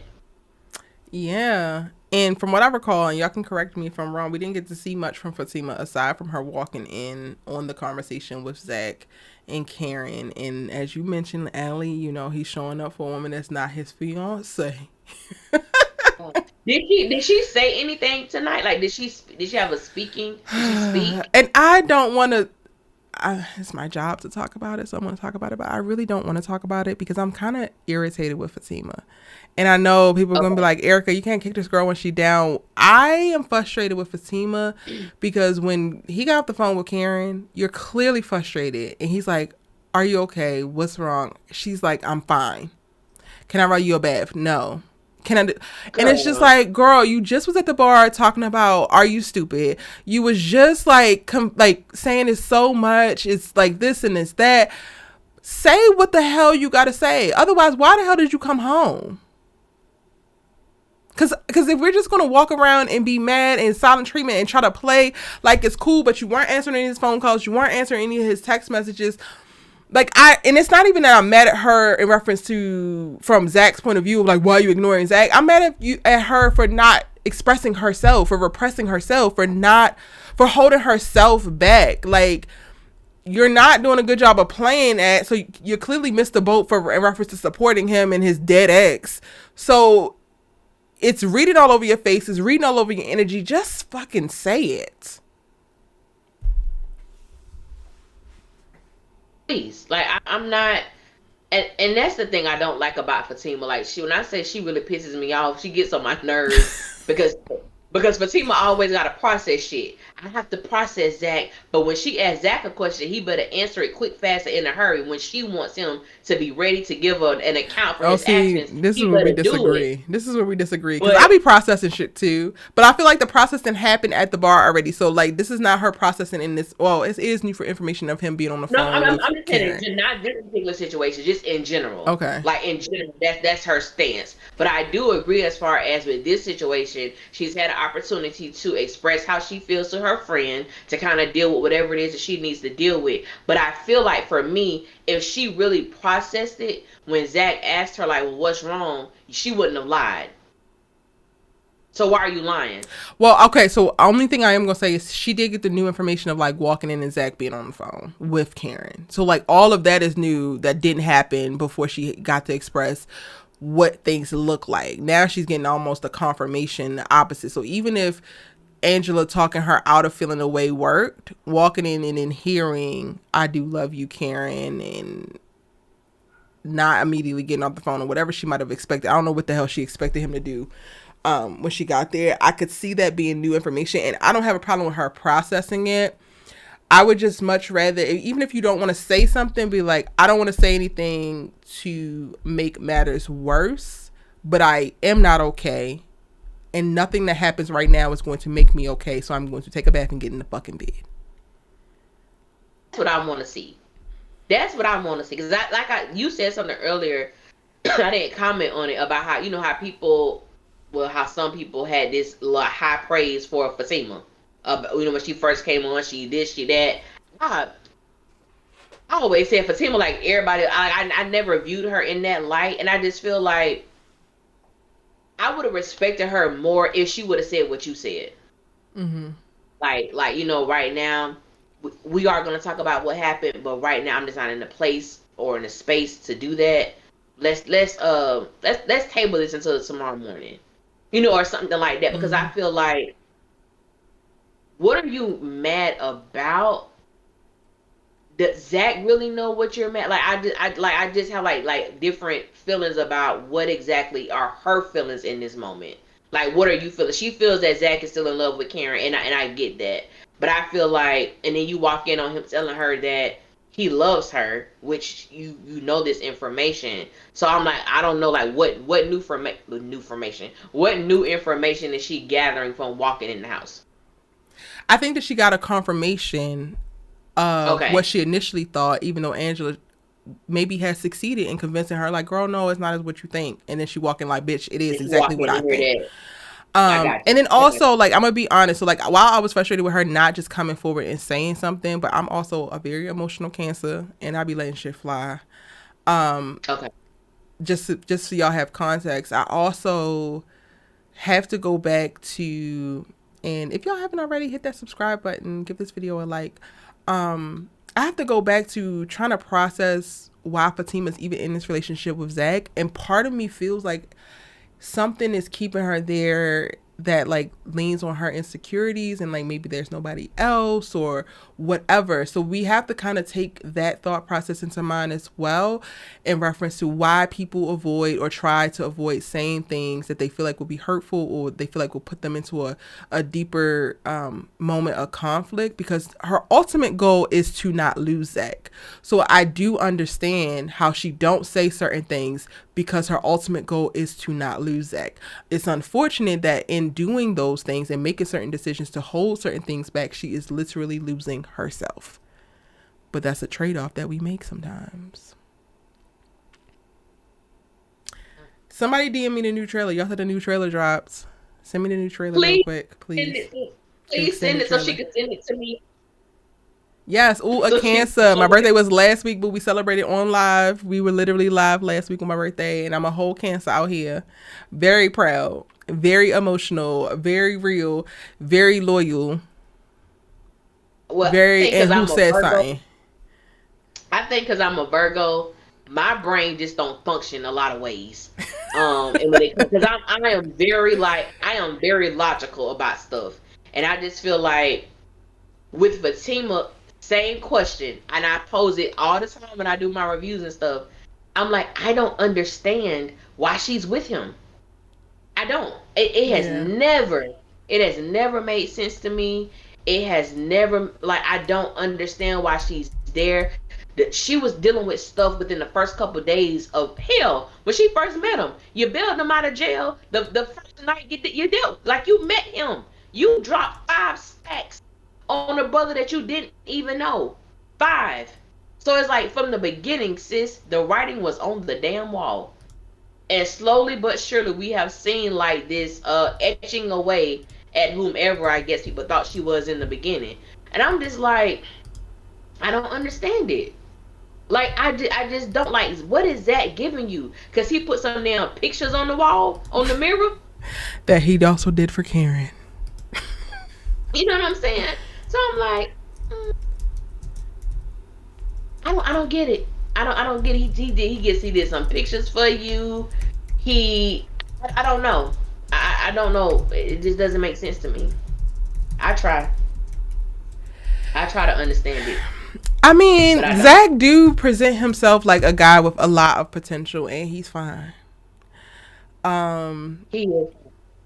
So there's something to say about. He wanted some penis. I don't believe that either. I don't believe any of these girls are messing with men who they just want for their penis, because I don't necessarily believe that it works like that or they are behaving like that. But take that with a grain of salt, because I'm also a girl who don't mess with niggas just for penis. I feel like it's a plethora of it out there. Ain't nobody, like, I don't know. They just don't give that. They're too emotionally attached to just be in it for the penis. Like, girl, you about to help this boy get full custody of his child. You done moved into his place. You ready to beat the hell out of Deja. Like, you running heads into walls down at the damn strip club. This is not just about penis. And also, he's giving it to you too much. This is not just about penis. No way. It's not penis now, but I think it was about penis. This is what I said. This is my thoughts about Fatima in the beginning. When Fatima took ZAC out to eat, when she bailed him out of jail, Fatima was like, I just see so much potential in you, and I think you're just a great guy. I'm like, these are the only 2 things you know about ZAC. You hit his ass with your car, and he got arrested, and you bailed him out. But that's 3 things. What potential do you see other than the way his body is shaped and formed? I know what potential you saw. No. Yes.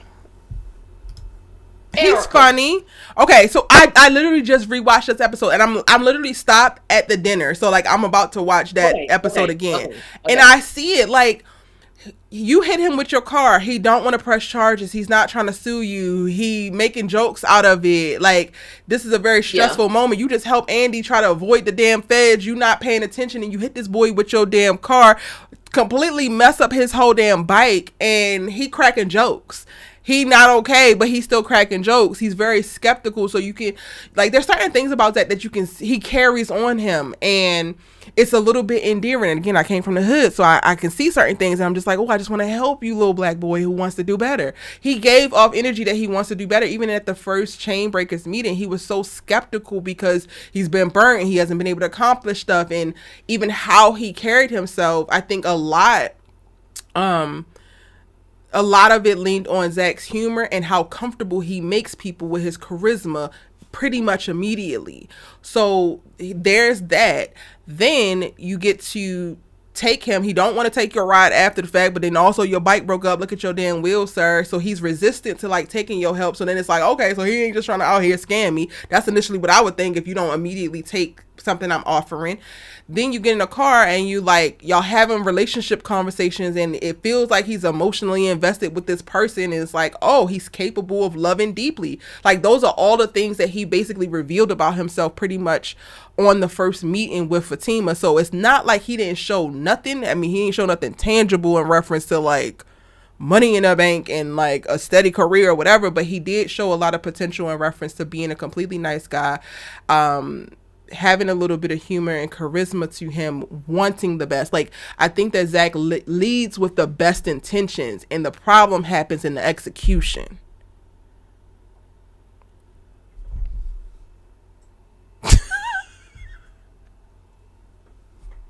Allie like, bitch, no. Stand where you coming from, but I have to plant my flag on the mountaintop of, in the beginning, I think Fatima wanted sex. I think ZAC wanted sex, and I think Fatima ass got caught up because she didn't expect it to go this way. But initially, I think Fatima wanted to get banged on that couch like Andi did. I don't think that she was like, and I understand ZAC is fine. ZAC is charismatic. He has a lot of things going for him. And again, I'm speaking from a place of like, I literally dated a ZAC with nothing. Like, I still chuckle when I listen to certain this Megan Thee Stallion song when she like, how you crying over a nigga that be asking for a ride? That was me. No license. And I'm like, my love, like, so. Okay, if you don't mind sharing, what was your age? What was your age when you was with your ZAC? Girl, we already talked about this. That's the biggest issue I have with these girls. That they're in their 30s, and I would not do this now. But like, I was in my 20s. I was in my early 20s. Okay. It was all before 25, and the major stuff happened all before 25, and like I fell in love all before 25. I had known this person for quite a while. Like I've known him since middle school. Okay. But I didn't like fall for him until college, and it was a couple other things happening as well because I was also had other college. So like, yeah, I got 19, 20, and this boy ain't have a pot to piss in or a window to throw it out of, but he was just so funny and so charming and so genuine and so intentional and just really great to be around. So in that way, you really start to like not quantify the other things that they don't come to the table with. Like you don't quantify, oh, he's not in college like me, or oh, he don't have this job, or oh, he don't have that, because it feels good to be around them. And I think that we would be remiss to like completely snatch that away and make it seem like that's not something, because that does become something in the moment, or at least it was for me. That was my experience. Yeah. I had a ZAC too. He wasn't. I had a ZAC, and that's why I asked the age you were, because mine happened around that same time. It was like 19, 20, 21 years old, and dating him. He got 2 kids, 2 baby mamas. He didn't even have no bike. He didn't have no transportation. He didn't have no money. He was like, I was definitely putting out for a lot of stuff, like when it comes to like the finances or whatever the case may be. That's why I was asking, because I think at that age, those things, that's, to me, that's more acceptable. And I know we have talked about this before, and it's just like seeing these women now, seeing someone like Fatima, and seeing the age that they are. The age don't make you exempt from experiencing certain things in life. It's just, for me, I'm looking at being in my 30s. If a man came and approached me and they were a Zachary Taylor, I don't care how much I want him to blow my back out on this couch. I'm gonna need you to go your way, sir. That's why I'm thinking it's not just the sex. No, I'm saying initially, like initially, because I'm thinking about if I saw somebody who looked like Zach, I know what I'm gonna want to do, but I know that sex is powerful and it can lead to other things. I'm even gonna put myself in that situation. Oh, somebody said they sent you the trailer. Oh, Erica. Yeah, I got it queued up. I'm waiting for you to finish your point. Girl, you on it. But yeah, I just I think we about to see some stormy weather ahead. And not you having me on here, damn, advocating for Zach when I've been on his ass this whole time. So y'all cannot come for me. Like, so many people so long was like, you need to let up off of Zach. Like, y'all really do not know the deep connection that I actually have to men like Zach. Like, and going through a healing journey that helped me really understand that while he was a boy, he was in his own journey, and I like have more respect and understanding for it. Like, I'm supposed to be standing 10 toes. Well, actually, we in a season of, you know what, Zach, I can't blame you, so that's fine. But Allie, you just had me go into explaining and giving Zach all this damn credit that I ain't want to give his ass. Okay, I can't give it to him. I can't give it to him. All right, y'all. I'm about to play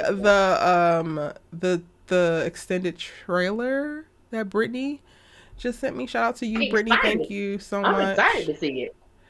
I got it pulled up. 1 second.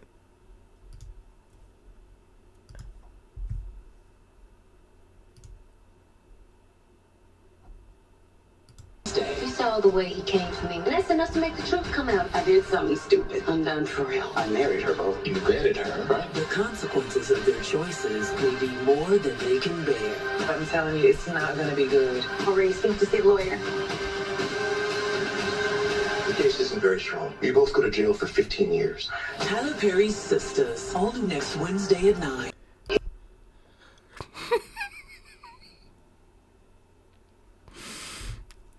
Ellie, we gotta watch it again.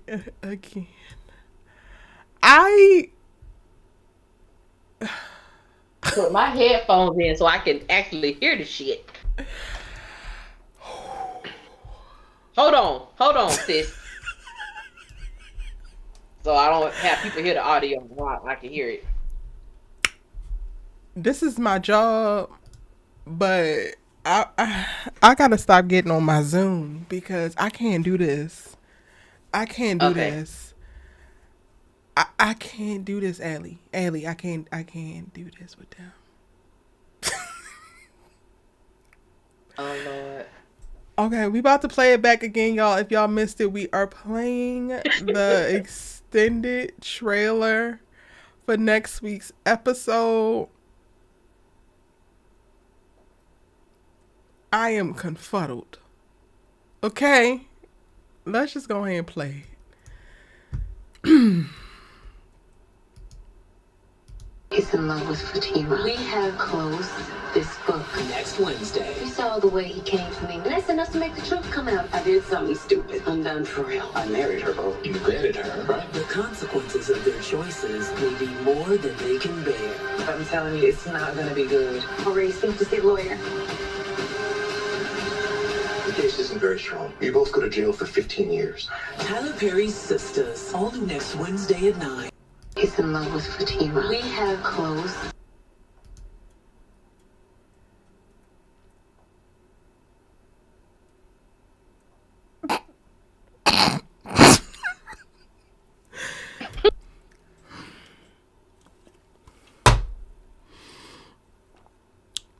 Well. You need me to play it again? Oh no, baby, I heard it. I heard it loud and clear. Did that brother say he married Tamara? This Hayden, get your jiggable ass out of here. Don't nobody care what you did. Yes, he married her, but whatever. I can't breathe. Y'all, I cannot. Do not come here. Do not come here with your shenanigans. Because I didn't make Tyler write it. So which part got you, Erica? Which part got you stuttering a little bit?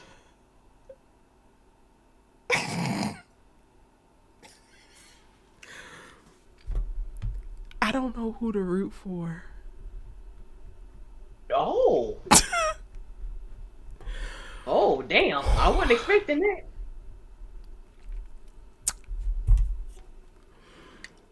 Damn. Oh. I don't know who to root for. Wow. Wow, wow, wow. Wow, wow, wow. I am not okay. Like, I'm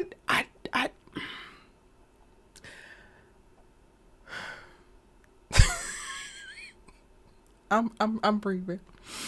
Mimi loves peace. I'm breathing. You know, I ain't gonna hold you. This is the kind of drama I like, though. I do, but like, you want it and then you get it and you're not ready for it. I am not ready for it. Like, I wanted Karen's redemption journey, but I didn't think he was going to settle it on the back of ZAC finding his goddamn senses. And like, and I honestly, like, I think the biggest thing is, like, I'm saying I don't know who to root for, but I honestly mean I don't want Fatima to get hurt. However, I want what's supposed to happen and needs to happen. You know what? I'm gonna sound real shitty when I say this.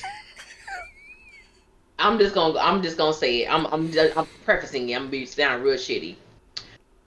After what Tyler Perry did to Karen's character, I don't care what he do to nobody else. He can he can drag them down to the pits of hell for all I care. Because the way he did Karen for Fatima and ZAC and their rise to the top, I don't care who he bring down. I don't care who he hurt. I don't care who he dragged through the mud. I don't care who he mess up for all to be damned. Because the way he did Karen is still one of the craziest things I've ever, for me, I don't watch a lot of TV, y'all, but it's one of the craziest things I ever saw on television. So I'm here for Karen's redemption. I'm sorry if I offended anybody, those, I don't care. I am here for Karen's redemption story. I do, now let me say this, I do not want Karen with Aaron, with ZAC. You don't, okay, you don't want Karen with ZAC at, like, it's also... I want Karen with ZAC, but I'm not gonna lie. Look at them. What? They've always been that. They've always been it. But I don't want her with him. And I'm gonna tell you, man, I told my mama this. This is how y'all know it's for real. I told my mama this. I said one of the main reasons why, if I was Karen, I don't care how sweet and nice that ZAC is being. I could never be with a man who has consistently told me to my face how great another woman is for him over me. How she make him feel, even if it came from a place of hurt and disappointment. No, you're not gonna, no. But I'm here for it though, Tyler. Tell down who you gotta tell down, bro. I haven't been. I haven't been in a ton of love triangles, so I don't know. But I don't know if I can actually say that, because I believe that I have once or twice told a guy that somebody else was better. So I don't necessarily take too much to heart in reference to him saying it. I don't know. Yes, Erica James, and I can't get, you gave me an STD. I could never trust you with my body.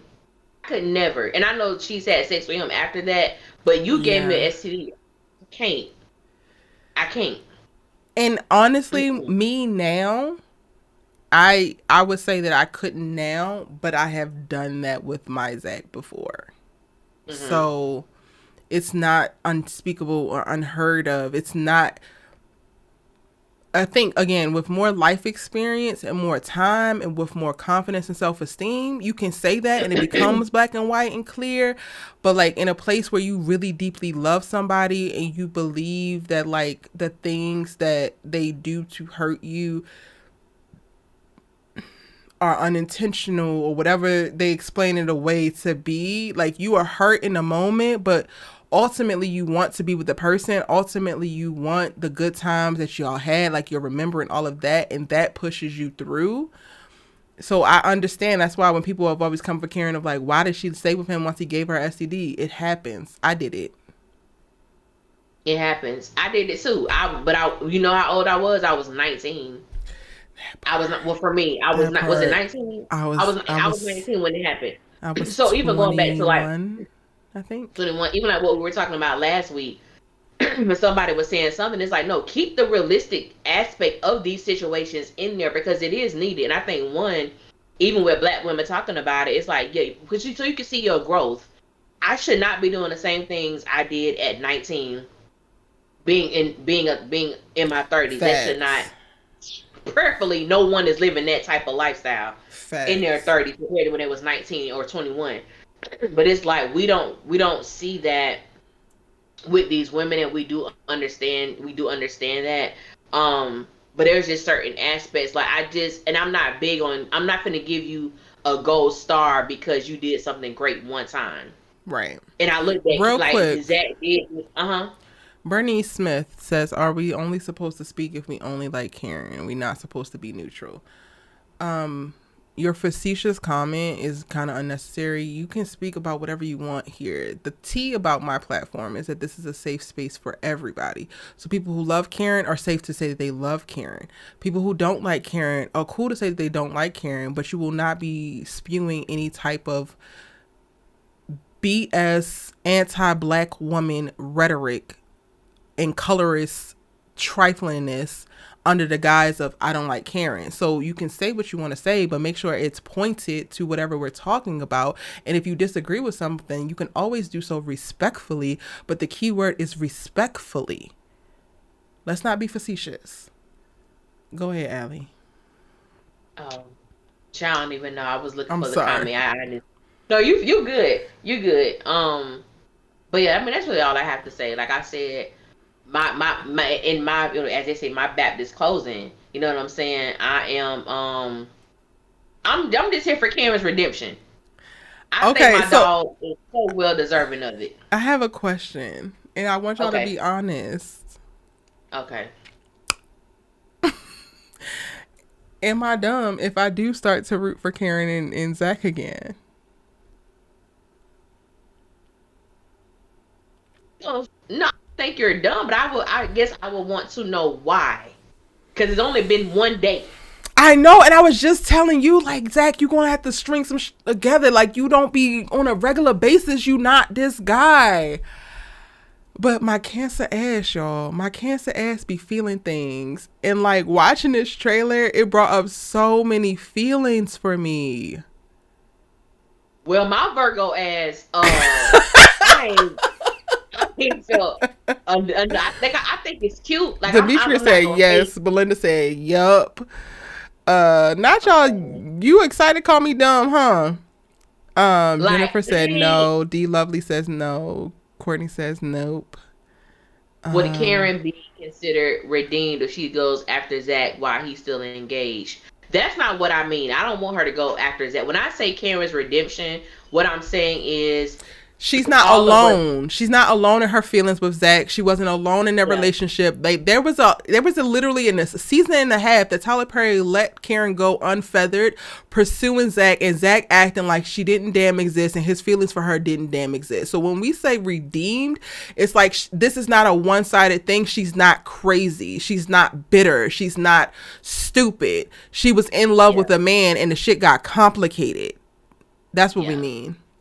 Yeah, and how 95% of the fandom, I remember when people used to root for Karen, completely turned against her because ZAC said he don't want her. ZAC keeps telling her it's over. And then you have other people on the other side is saying, ZAC is not being truthful. He loves this girl. He's still in love with her. It's still something there. Why he always so angry at Aaron? Why he always so aggressive whenever Karen comes around? Like he can't stand this woman. And it's like because we're able to see that this is a mask. And it is something there. And now in season 6, we're now seeing the vulnerabilities and the love and the softness that ZAC has always had for Karen. We're able to see it be shown now. Because like Erica said, at one point, it was just Karen. Why won't Karen leave him alone? Why would Karen need this? No. And then let's not forget, in season 1 and 2, was ZAC not popping up at Karen's job? Was he not coming up to her house? He kept popping up everywhere on that damn bike. That she was doing. And people forgot about it. People forgot about it. People act like Karen just like popped out of nowhere, batshit crazy. And I'm like, she is literally doing exactly what ZAC did to her. What ZAC did to her, absolutely. Like almost like a playbook. So that's what we mean by her redemption. Yeah, and this is my thing too. It was in season 1, I believe. I would never forget this because Twitter was giving Ebony so much props for this. When she had that conversation with ZAC on the couch, and she was saying, I want a man who can make love to my mind. I want a man who can hold me. I want a man who can help me pay the bills. I want a man that can provide and look at me in the face when I'm talking, so I know that I'm being heard. And ZAC looked at her and said, well, good luck finding him. And she said, I have. This is what ZAC said. Well, good luck finding him. And she looked at him and she said, I have. And he was like, who? Old boy? And she was like, yeah. So For you as a man, you're the man that I want. And I'm telling you the things that I need. And you look at me in my face and tell me good luck finding this man. Okay, so when people love to say, well, he got stabbed for Karen. No, he didn't get stabbed for Karen. He stabbed because he showed up to her house unannounced. I thank God he was there. But you didn't get stabbed for her. And you being stabbed doesn't mean that she's supposed to just automatically go to you when you told her in so many terms, I'm not the man that you want. And he asked her right after that to slow down and wait for him. He's trying his best. To wait for him. Mm-hmm. So you done told me I ain't the man for you, sis. I want you to wait for me. So when we say redemption, there's so I don't know why Tyler decided to go in certain directions with the character of Karen, but I really feel like she, like, out of all the characters, that girl has got the short of the stick on almost everything. Almost everything. And I was like, so I'm glad to see that it's being evident that she was not by herself. She was not crazy. She was not crazy. Do you guys not believe she wasn't crazy? Do you guys not believe in forgiveness? I definitely believe forgiveness is one of the pillars that did you just join? Because I just gave a whole spiel on like on ZAC and like how Fatima actually got interested in him. Like I think some of y'all literally just be listening to what you want to listen to versus what we are saying in whole, because we do a really great job. And this is not trying to be arrogant or anything. We do a really great job of exploring as much of every corner of each of these characters as I think can be done. And definitely in the landscape of anybody who's talking about this show. So like, let's not be facetious and say that we're not, we're only on one side of things, because it's just not the case, honestly. Yeah, and I love that comment where it says forgiveness and reconciliation doesn't mean you reconnect. So you can forgive and practice forgiveness, but that does not mean that you have to reconcile or there's reconciliation with that person or that thing. I can forgive, because my whole thing is forgiveness is for you. It's not for that other person, and I don't want to ever hold something in. So forgiving, yes, but allowing you to be a part of my life, you don't have to be. I may not allow you back in, and I think that is a beautiful thing. But just because you forgive somebody doesn't mean that they need to be back in your life. That part. And I'm also now, because it does take time to process, I can go back to like what was catching me off guard with the trailer. It's not just Karen, because I really do have an affinity for Fatima. I know that you don't like Fatima, but I actually do like Fatima. I feel like Fatima and Karen are the same person. Huh? She my least favorite, but I like her. I know you don't like me. Your least favorite, girl. I can't. But in watching that, like, okay, so this is, and again, this is why I do advocate for Fatima having time to process, because it takes time for you to process. While you were talking, I was like going back and looking at different scenes, and like while I was like getting excited for basically Karen getting what she wanted from ZAC, and not necessarily of them getting back together, but like for her to know that she was not crazy this entire time. And this, for me, that's what's happening. Even if they don't end up together, this is letting her know that she was not crazy, regardless of how he tried to make her feel and look crazy. So while I'm watching this and I'm getting all the feels from like how Devale and Ebony are interacting and the chemistry that ZAC and Karen have, and I'm kind of getting excited for that. I don't want Fatima to be hurt, but then we get the juxtaposition of Fatima standing there and watching them almost kiss, or whatever the hell that looks like. The top of the trailer, they're kissing one another. He's at the, or no, this was like a flashback to before, because it was a flashback. Yeah. Okay. So they trying to throw us off there. She takes the ring off. My heart like sinks for this Black woman who is about to experience this deep heartache, regardless of if ZAC is supposed to be for her or not. This is a part of like what their up and down is. And I hate that for her. So like, I'm really feel torn. Like I can't really fully be excited for where we're going with the story, because any kind of win almost that Karen gets, and whatever you want to define that to be, it means that Fatima has to lose. And I hate that. So that's the part that I feel like I can't do. Like, I don't think that Fatima deserves to be dismissed and disrespected. I think that she has held ZAC down at a very tumultuous time. I think that she has done, you know, the prescription that a lot of Black women do for Black men who just don't have it and like are trying to find their footing. And for me, she's an example of experiences that I've had, experiences that some family have had, some friends have had, and I hate that for us. So while I'm trying to root for Karen, I'm also seeing that, and that's breaking my heart. But then also I realize, and threefold, because it's not even just two things, threefold in rooting for Karen and ZAC, it means that I'm not rooting for Karen and Aaron when I really, really, really believe in the guy that Aaron is. So it puts me in a place of a big mindfuck, y'all, honestly. And that's what I mean by, like, I don't know who to root for, because there's so many elements of the specific characters that I will want to see play out. But then there's so much destruction and damage that comes as a result of certain decisions playing out, if that makes sense. And I guess in the words of Medea, I got a little sympathization for Fatima. I got a little sympathization for her. Because I do understand when you invest in someone and when you believe in someone. And maybe then this could be a Virgo thing as well, like just being very logical about things. I just believe that, I don't know, because it's hard for me to say, like, Fatima wasn't, like, you knew this. Whatever, in spite of what, somebody posted a clip today, and it was so interesting about, it was like this thing online about, was Fatima a rebound? And someone posted a clip, and it was in Vaughn's, in the Karen chit chat group, where he literally told Fatima, I feel like you helping me, because she was like, am I a rebound girl? And he was like, no, but I feel like you helping me get over her. That's the definition of a rebound. Like, that's what it was. It's hard for me to feel like, because I'm like, on one hand, because this is a woman who's experiencing this and going through this, I do feel bad for her in that respect. At the same time, it's like I really want Fatima to just, like, I don't know how I can say it, because I don't like putting people in a position where they have to lie. Sometimes I'm not even going to ask you. I'm just going to tell you what I believe to be true, and that's just what it is.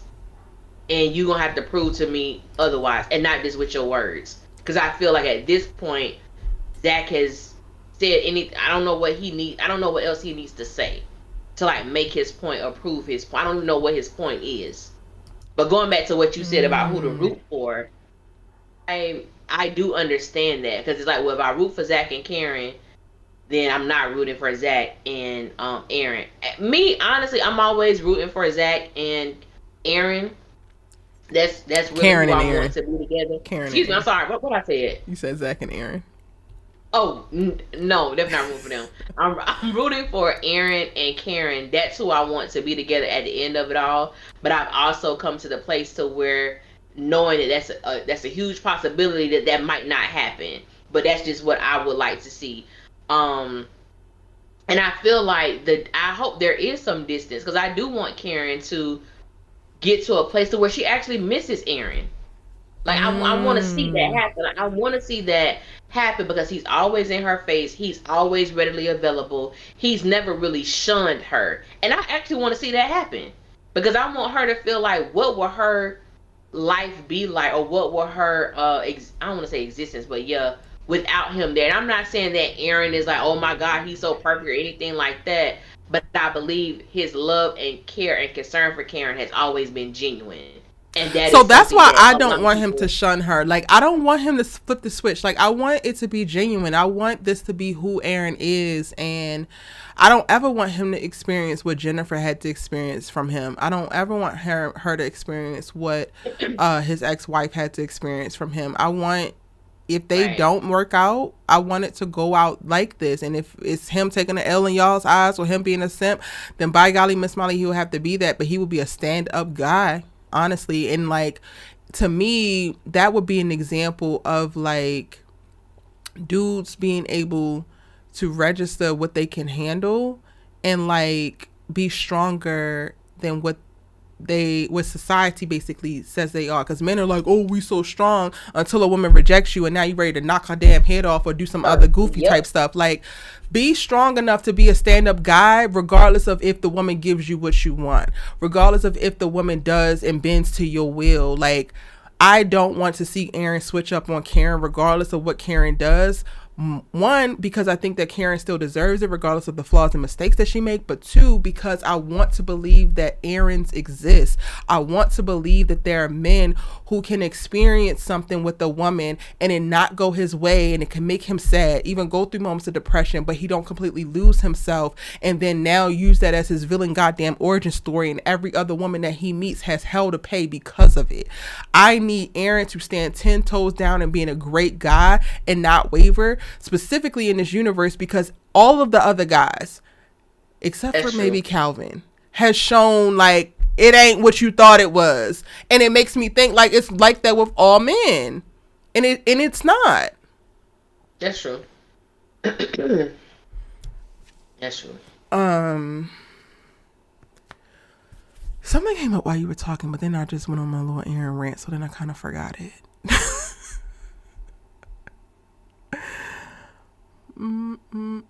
Oh, somebody was like, ZAC is not a win. So when I say ZAC is a win, I'm thinking also in the future. Like, because I've been very vocal about this in reference to if ZAC and Karen get back together, I want her to have a better version of him. I want her to have the best version that he can possibly be, not just be who he is at best right now, because that still is not enough. So that's what I'm thinking about, and that's what I'm envisioning. And that's what these feelings are calling up, for him to be, maybe have learned from all of the things that have transpired in this last month of them separating, finding new people, him coming up on money, him getting engaged, him struggling with this, finding out he has a kid. All of those things hopefully are starting to come into fruition to change him. And Karen dying is the button on the end of that really launches him into a trajectory of full-on change. That to me would be a win. And then also I'm going to be honest and say that it speaks to maybe some bit of unhealedness or toxicity that still lives in me, of, for the girls who have done this, for the girls who have been the ride or die, who have stood by a man who has given all that she's had, who has been abused and used or whatever that particular circumstance looks like. The win does look like the man finally getting his mind right. And it might sound crappy. I get it. I know exactly how it sounds, but that's just the damn truth. And that was something that I remember hoping and praying for years. So it's not like wild for me to say like a win for Karen would be a loss for Fatima, and I want y'all to understand that that's a context for that. She deserves so much better than that. ZAC, she does. Erica James said she deserves so much better than ZAC. She does. She does. But she also does deserve like a person who loves you more than anybody can possibly ever love you. And I don't know if I'm convinced that ZAC is not it anymore. Go ahead, what were you saying, Allie? Why are I'm seeing a lot of people saying that Karen won't accept the child that ZAC has. Why do y'all feel that way? I had people in the last video I did, I had about 6 people say that, and I'm like, where is that coming from? That Karen won't accept his child. She knows he exists. And happy birthday to all the July birthdays. I saw people was putting their birthdays in there. So it ain't July yet. No. We still in June. Absolutely the hell not. I take it back for Allie, and I'm going to scoop it up. We're not in July yet. That's in Baltimore. We be in July next week. Y'all will be all right. That's Baltimore. I was Florida. Florida was, I know we crazy down here, but I was trying to tell y'all happy early birthday though. Nope. I just went to a birthday dinner last night. We're still on July. We're still on June. That was so funny. I take the birthday back for her. That was That We're gonna was keep funny. it real. We're gonna keep it real. No, I really don't think that she's gonna have like. Okay, fuck. I honestly, low key, kind of hate this about myself right now. I hate that like I've built this platform on. Well, I don't hate it. Like I'm being dramatic. Like I need to find better words. You have better words. I am annoyed with the fact that I have built my brand and my platform on being so real and like relating real life to it, because I just feel like I just be sharing all this stuff with y'all, and I'm about to do it again. So I'm not even gonna say I don't get why y'all are saying Karen ain't gonna accept the boy, ain't gonna accept Michael, because there's a very real thing about the first baby mama, and I have experienced these feelings. I have experienced being with family members who have also experienced these feelings, and like the true frustration and rage that comes from like, you had a baby on me and he had a baby on her, because they were still together at that time, and it gets real. So that part does get complicated.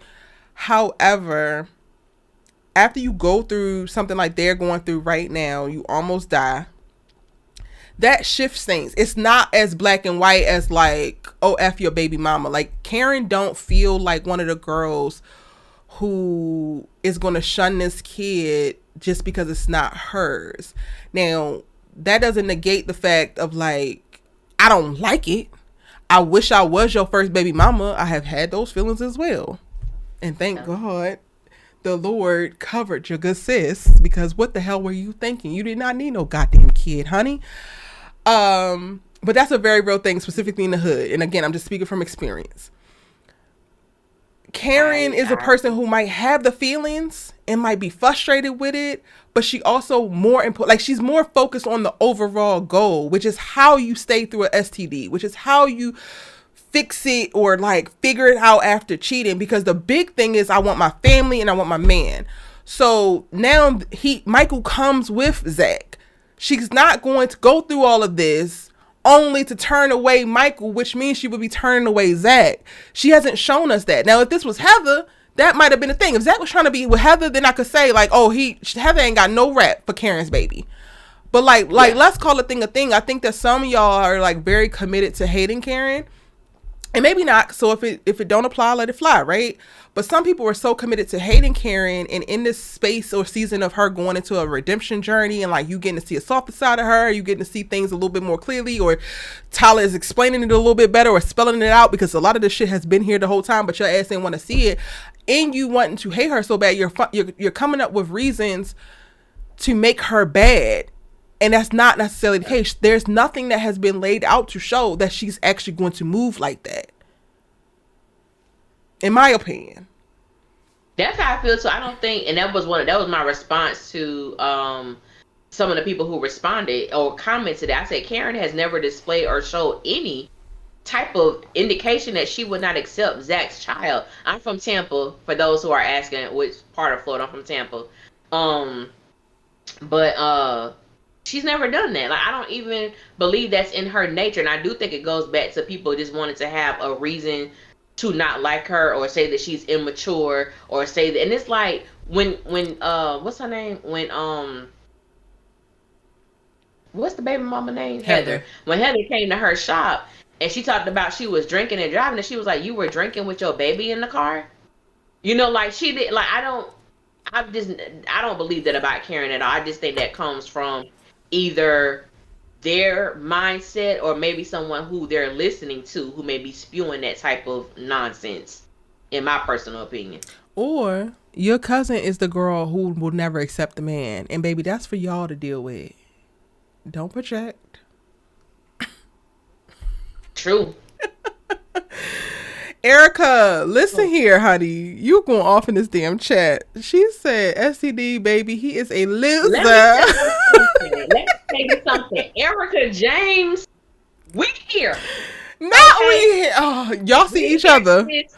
We here, sis. I've been seeing your comments, and I've been feeling everything you've been. She said she will never be the best version of herself with I've ZAC. been feeling everything, but and this is and I'm gonna say this because I think as women we have to be very careful not to get caught up in nostalgia. We have to be very careful not to get caught up in what once was, because that's real. What was does not mean that's what's going to be. We have to be very careful about that because I feel like it'll, and that's why I have always been so dedicated to not going back.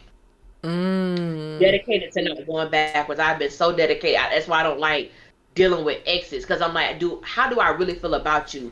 And is this past emotions coming back up? So I try not to even do that. But like I did say, there is one person I will spend the block for. However, we got to be careful about that. And I think even with and I've been down that road of trying to determine, do I want to engage back in a situation? And I'm glad I didn't go there, but it's like it's very difficult. And I too, like I talked about earlier, dealt with the man who had 2 kids. His oldest was his son, his youngest was his daughter, and he was a great father. And one of the baby mamas, she was like, in order for him to see his child, he had to pretend like he liked her, because she would not let him see his son. And the first thing I told him was, I said, look, I could deal with a lot of things, but one thing I would not deal with, you will not disrespect me for this chick to let you see your son. If she not let you see your child, I need you to go to the courthouse and correct that. But you're not finna act like y'all in a relationship or whisper sweet nothings to her over the phone for you to see your son. I'm sorry, no. I'm not gonna deal with that. And I know that the first baby mama, like you said, that was like his first love, and she didn't want to let go. They had been over, but she was like, she could. I think at the time his son was like 4. But she didn't want to let that go. And it's like, and so I was determined, I don't want to deal with a man with kids. That's back then. That's when I said it. Because I'm like, but I told him, I'm not dealing with baby mama drama. I'm not arguing with no chicks I'm not finna do that. But it is a very difficult space and an interesting space when you're dealing with a man with kids. And they had feelings, like strong feelings for either one or two if they have multiple, baby mamas. That's just Lord. It is. And I personally am of the camp of, I don't want to date a man with kids. Honestly, I really don't. But the only way that it will go down is if I was already damn in love with your ass. So that was the only time that I had those feelings, because otherwise I wouldn't even look your damn way. And clearly this is not what this is about, but that's where your good sis is. Angie, repost your post, because I didn't see what you asked me, honey. But I did want to go to Erica says that Karen will never be her best self or best version of herself with ZAC. What do you think about that? That she will never be her best version with. I agree, and I'm gonna say the reason why I do agree with that, even though that's right off the cuff of thoughts. But right now where I sit with that is, and this is no diss to Karen in any way, but I don't believe that. To me, I don't believe that ZAC possesses the quality that would cause Karen to want to access some type of change. It's kind of like, what does she need to change to be with him? And that's one reason why I liked her situation with Aaron, is because there were certain things that he, like, if this gonna happen, this has to happen. And so she was either gonna rise to the occasion or not. With ZAC, I do not believe that exists. Like I don't believe it exists. And for me, so I don't think the best version of herself would be there. And for me, I feel like she's already entered the era of the best version of herself. And while ZAC might not actually have been a thing to push her there, Aaron has been. So for her to just maintain where she's at, I don't see her regressing just because she got back into a relationship with ZAC. I think that if she is going to go back into a relationship with ZAC, she is going to take the things that she learned from her relationship with Aaron and apply it to that as well. So much so where she's able to speak calmly. She had the back and forth with ZAC to learn like how deeply he felt and how deeply he was hurt by, her talking to him and calling him out his name. So that doesn't even happen anymore. Even after he does all that he does, like she could have literally laid his ass out in that damn in the office after he came to apologize about steam plant, and she just said, "Could you leave? I asked you to go." So we're already seeing her, I think, walk into the best version of herself. So I personally disagree that she can't be the best version of herself with ZAC. He might not push her as hard, but I also feel like she had less of a distance to go than ZAC does. Like, she already is operating at a very high level when it comes to loyalty, when it comes to love, when it comes to forgiveness and maturity. Like, she had the parts of like reading him for filth and calling him out his name, but she was taking care of you for 3 years. She was providing a roof over your head and her head. She was showing up for her sisters and not necessarily agreeing with everything that they had going on, but like supporting them 110%. She was running her business. Like, I don't feel like ZAC is that big of a disruption to her operating in her best self at her highest vibration, especially if he is meeting her at a better version of himself.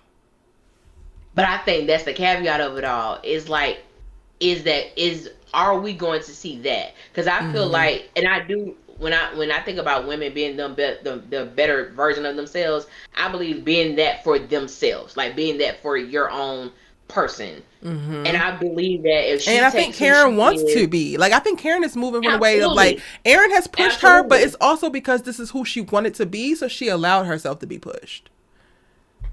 Exactly. I just don't feel like, I would have to see it from ZAC. And I think for me, just one day of him doing something, it has not equated to, this might be good. Like for me, I don't see that. Like, I don't see, because I look at too, because people were saying so much as to why ZAC was doing some of the things he was doing in his relationship with Karen.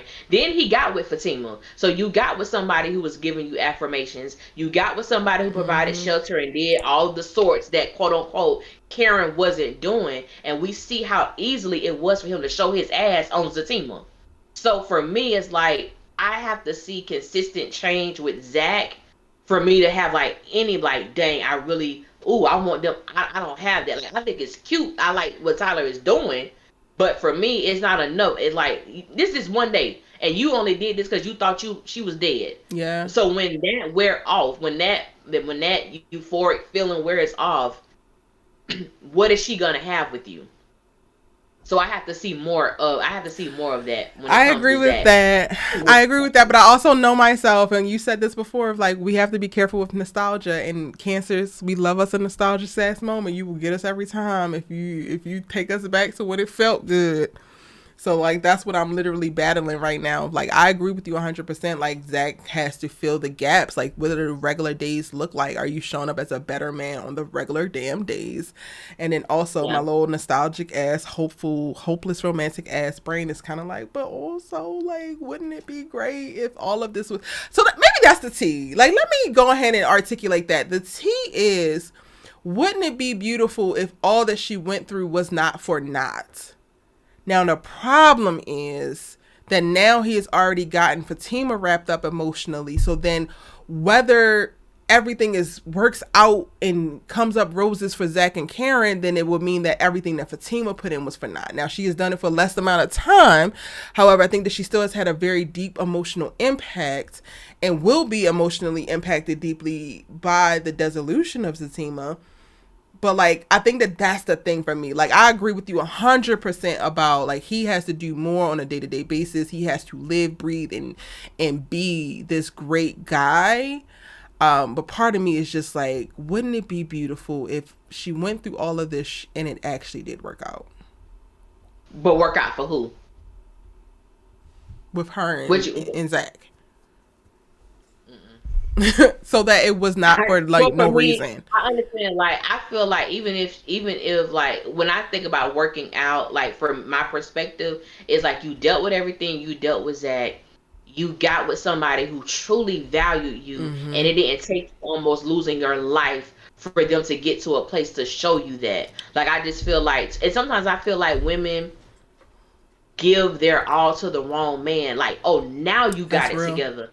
Now you in this place. Oh, now I want you. Hell no. You put me through hell, and now that I've come out on the other side, you don't even if I love you, even if you are what I prayed for in the past and I thought you were it, you don't deserve it. Don't deserve it. Like, that's like you just don't. Because I know me, I'm the type of person, if I got back with dude, we gonna be in the bed sleeping, I'm gonna pop up and look at him and realize what he put me through 4 years ago, and I'm gonna pop him on the side of his face or something. So I can't do it. Points but no, were I'm being points were made. I can't do it. Points were made. No, I feel that because it does feel like you don't even deserve it, and Erin definitely does. Like, she deserves to be loved that way. Yeah, she does.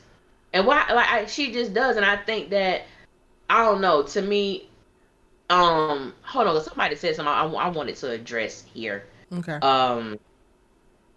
Where was it at? Shay Renee says, I'm a Cancer too, and I release negativity real quick. Don't look back either. Yeah, I'm not looking back at negativity. I think that I get caught up in looking back at the positive, like getting swept up in like how great things felt. So almost so that you're like lulled into this sense of like, oh, the negativity doesn't exist. And you're like, no, bitch, it does. And it's coming back around the corner. Prepare yourself. This person said, Erin screams red flags. I will never forget how he raised his voice at his wife to sign divorce papers. He even had the nerve to call his wife to bring his credit card at the restaurant with Karen. I ain't gonna lie, that was low. That was when he asked that woman to bring that credit card, that was incredibly wild and extremely low. Now, I get a lot of people, even on my channel, that talk about Erin when he raised his voice at his wife to sign the divorce papers. Let me tell y'all something, because I think some people forget.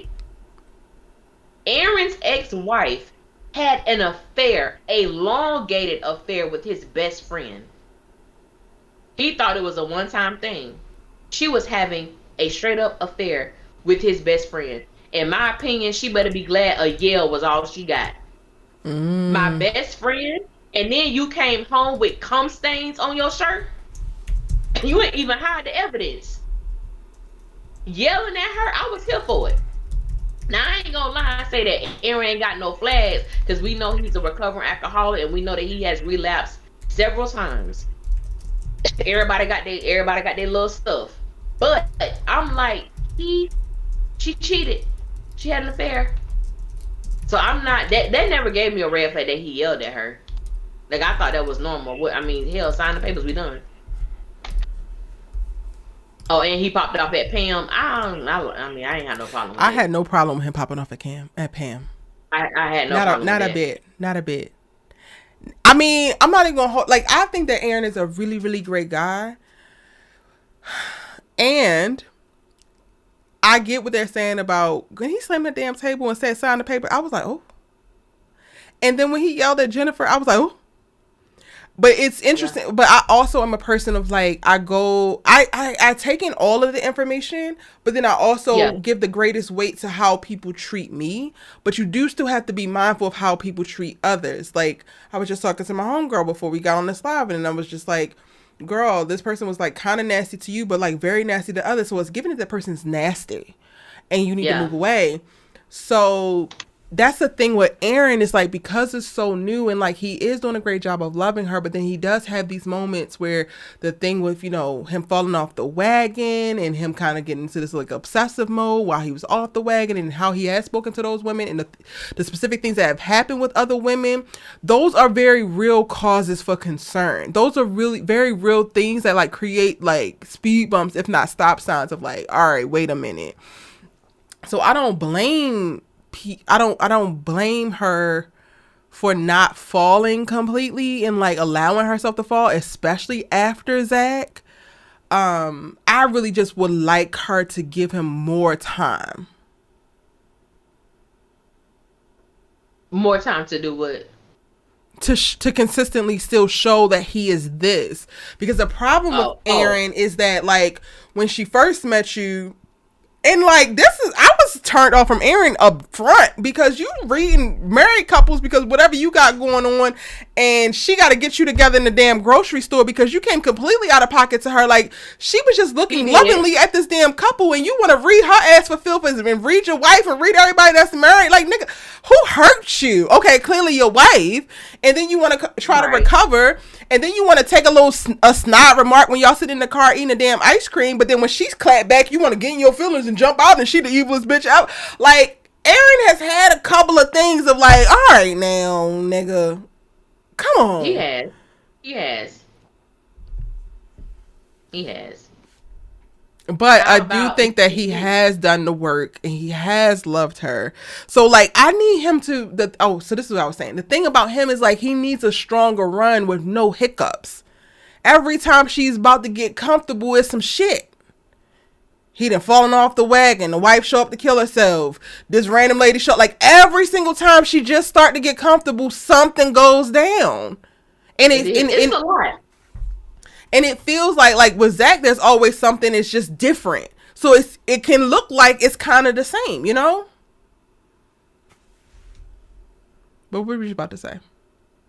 Oh, I was reading a comment when there was somebody said, how about he completely abandoned his kids? Those not his kids. Those are not his kids. Those are not Aaron's kids. Those are not his kids, y'all. And he said that he addresses it.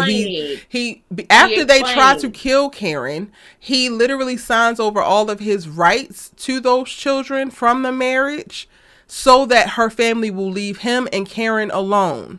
So he don't see them to keep them up off of her ass. Yeah.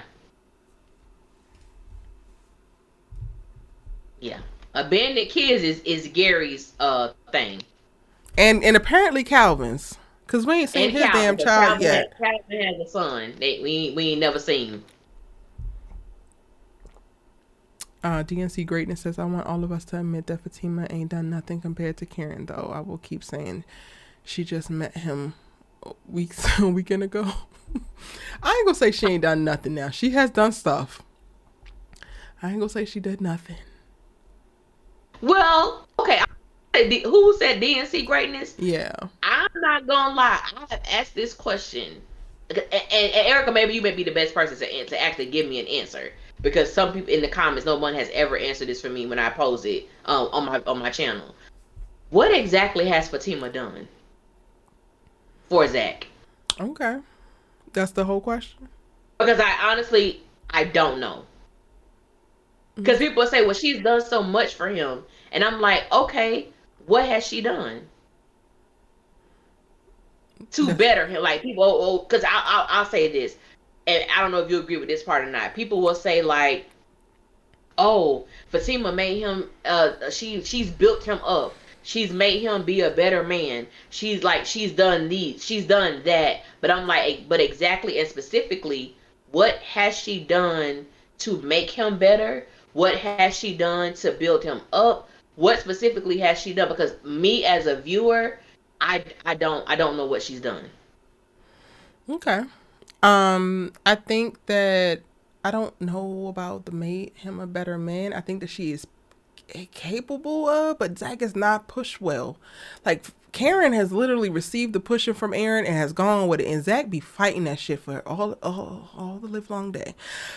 But Karen, not Karen, Fatima, first off, she has provided a very soft place for ZAC to land at a tumultuous time in his life where he really needed it. She has provided shelter. She has provided food. She has provided additional stability within his career. With Chain Breakers, Karen's mom is the reason why he's in Chain Breakers, but Fatima is the reason why he was able to actually stay in Chain Breakers. So she did a lot of initial work there. She's the reason why he's not just sitting in jail waiting to get bailed out still, because she definitely did that very early on. She, whether to her own detriment or not, has been a great sounding board for him to be able to better process some of the things that are going down. Like, I even go back to that first conversation where he's getting dropped off by Fatima at the hotel and they're talking about relationships, and he's able to get a counter perspective that's not caring about like why niggas ain't and he's saying women ain't I think that Fatima has consistently given him love anyway. And though we have not seen that work out for Karen, it has worked out for ZAC in this particular season because it was also matched with him finding financial security. So he's moving differently as a person because he also happens to have the financial security that he wanted at the same time that he was being poured into. So I think that that has helped. I think that Fatima has given him a taste of what married life could look like and be like. And now it feels a lot more attainable versus before. It feels like when he would talk about it with Karen, it was more like an idea that maybe they will actually see it come to fruition. Maybe they won't, but like he's actually kind of living it now. So he gets it. I think that in how she has, you know, spoken life over some of the things that he's doing or him as a person, he has found greater confidence. But none of that negates that he has still been very resistant to full on change. So I think two things can be true. I think that ZAC could be not really have changed at all, but Fatima has done a lot of work within the relationship. One, to keep it going, but also to sustain ZAC. And if anything, he hasn't spiraled, if that makes sense. Yeah, I can understand that perspective. I mean, you've given me more than I've asked a lot of people that question. I think for me, and even the people in the comments that's talking about like she provided him with positivity and support, and she didn't accuse ZAC of robbing her. We're not gonna act like ZAC ain't no damn thief. Also, like, we're not gonna do. Is real broom. We're not gonna act like he didn't get that money illegally. Let's not do that. But anyway, Israel Broom says a softer perspective. Like y'all need to go back and rewatch. I know it's a lot of content because Tyler Perry don't give a fuck about us having other lives, but like go back and watch. Karen was soft when we first met her. Like she was very soft, and actually, yes. I'm gonna go ahead, Allie, keep talking. I'm gonna pull up some stuff because I really have beef with people who like have selective of memory when it comes to Karen because the shit ain't cool. And I think that's one of the things too that just really get me. Like when I see people always saying, "Oh, she belittled him and she did this," and even going back to the things that Fatima did as far as like giving him affirmations and speaking life into him. This stuff was done before she actually really got a taste of ZAC. Like that was done before the BS really started coming in. Because the moment that BS started coming in, when the last time you heard Fatima give ZAC an encouraging word? When the last time you heard Fatima give ZAC an affirmation? Because I know those are some of the things that people feel like she did and that she provided. But when ZAC started showing his ass, we started seeing more of, I would say, Fatima mirroring what Karen was giving him. Because at some, you get tired of that. Nobody want to continue to go through that process of, oh, you mad at me, so you finna go out and let some little skank grind her ass on you, or you looking at this woman like you, like the whole deja of it all. Like, so those type of things, like it really like, or Karen and ZAC is so toxic, and I'm like, and Fatima and ZAC isn't. Like we're looking at, there's no toxicity there. It's very toxic. So I just always feel like, and this is not nothing to bash Fatima, but I always be thinking like, why is it that people are so quick to call out, oh, Karen did this, Karen did that, as if ZAC wasn't giving her STDs, cheating, not providing, not taking care of her the way that a man should. But yet over here on the other side, Fatima just doing all of this stuff. Fatima was doing the same stuff that Karen did in the beginning. She was doing the exact same things, nothing different. But you know what I'm saying? But I've just always wondered, like, what are the sound mind people thinking, like, as you so eloquently explained what exactly Fatima was providing? Because some people, only thing they can say is, oh, Fatima forever. What is that? What is that?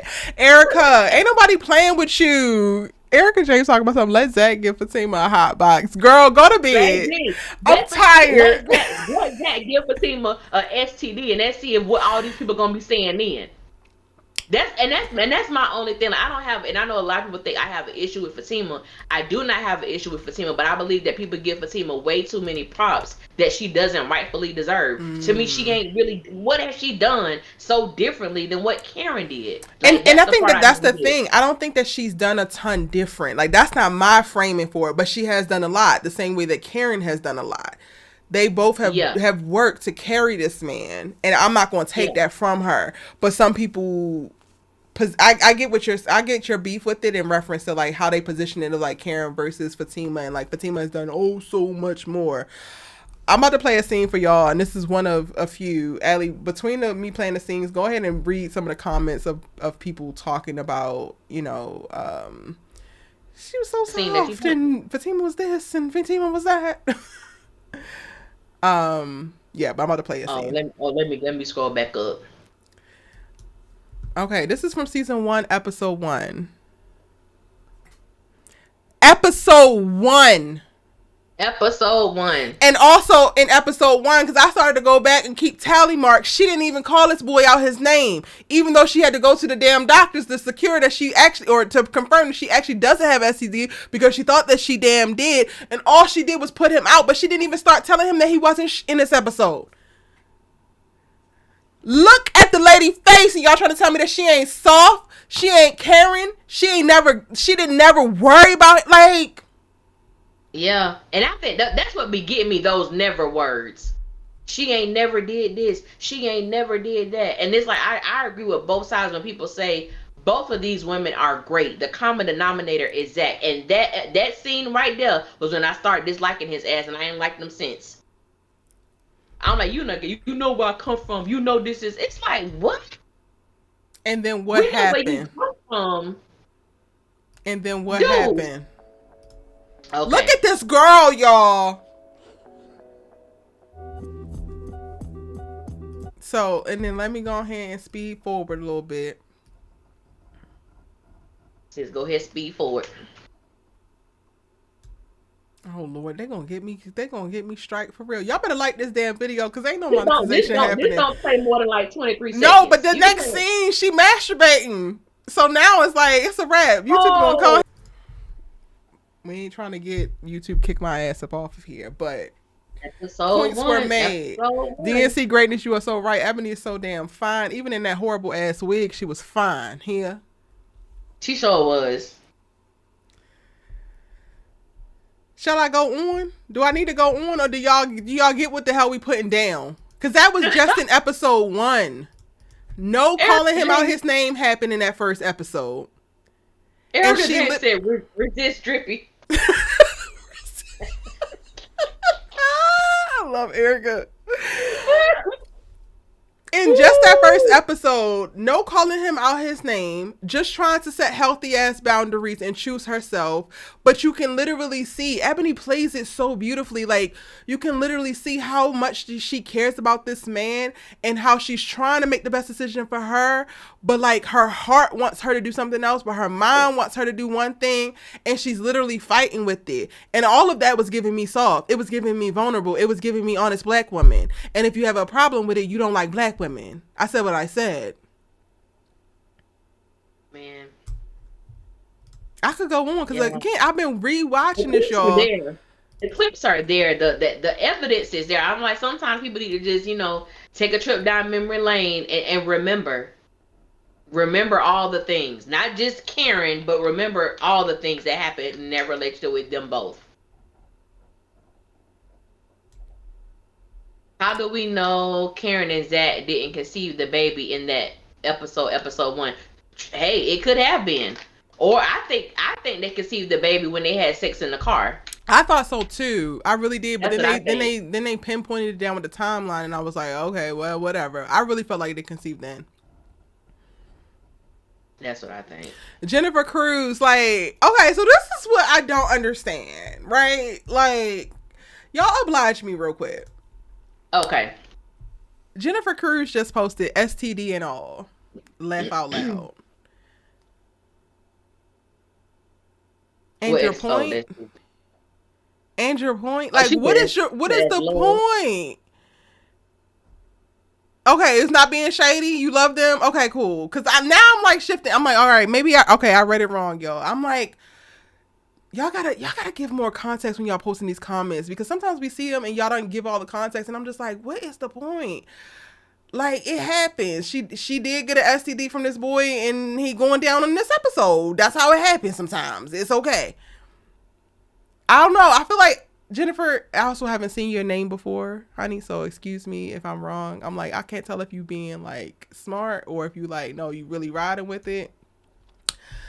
The point is not necessarily about the STDs of it all. The point of it is Karen has been a soft character. Karen has been open and vulnerable. And honestly, when you really go back and look at season 1 and season 2, you have a better understanding of how she's able to swing to a very, very hard position, because every single person that she cared about, at least when we start the series, that she has shown vulnerability and softness to, has played in her damn face.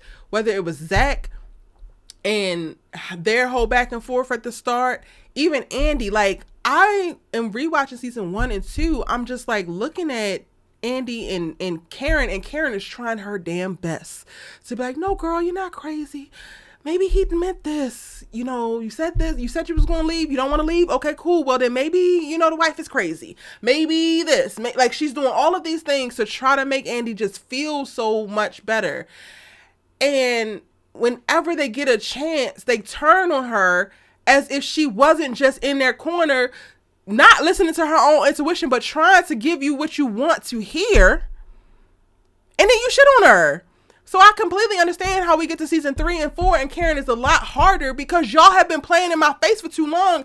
And the Cancer in me is loving and emotional and loyal and all of that. But then once you have crossed the line, the crab comes out, and now I'm ready to fight. And anybody can get it. So square up. But again, that's just me. Y'all think Karen a Cancer? Maybe she is. She might. Hold on, because they did say there are signs.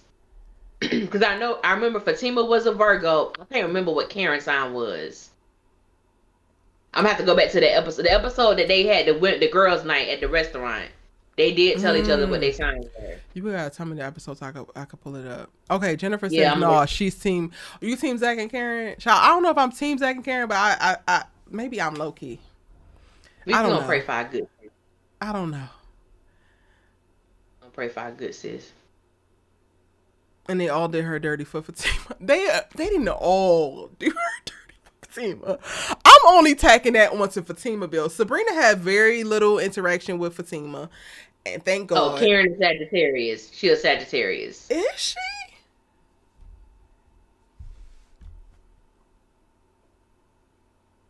I would have never guessed that.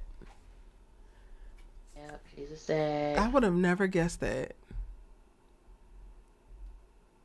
Honestly, Erica, if Karen wasn't a Cancer, I was going to say that she was a Pisces next. Or a Scorpio.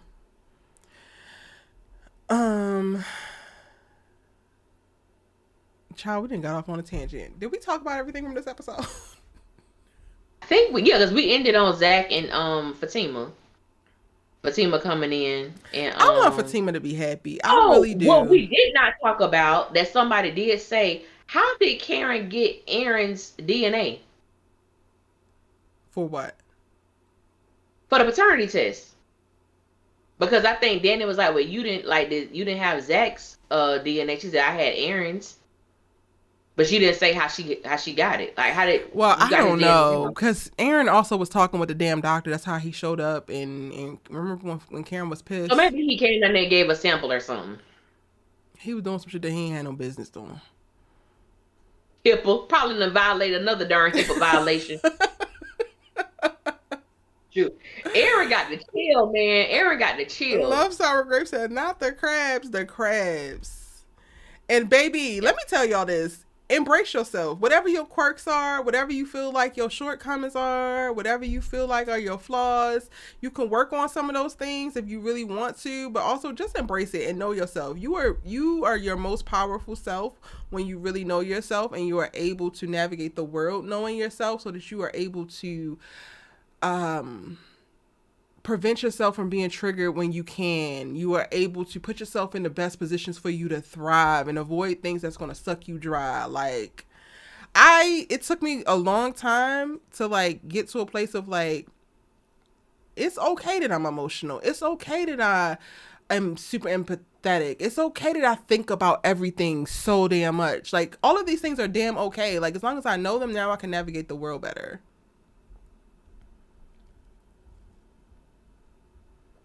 That, like, and knowing yourself, and even being okay with your little quirks too. Yeah. You know, like, I know, like, there are some times I may look uninterested. I've gotten better. I'm one of those people, please don't take 20 minutes to tell me a 3-minute story, because I will literally clock out on you. And I've gotten better. Because I give my attention, because it used to be where I would clock out and I didn't care if you was talking. But then it got to a point I'd be like, look, is there any way we can kind of like, speed this along? Or is there, like, what was the main objective? Because I felt like what I was doing was rude and it was disrespectful, and I didn't want to, function like that. But because I know me, I'm like, okay, what exactly are you saying? Like, please don't run 5 miles, baby, when you can just sprint and be over with it. And that's me. And I'm also one of those people, like, I'm very honest. Like, I give my friends three chances. They ask me something, I say, are you sure you want me to tell you? Yeah. Are you positive?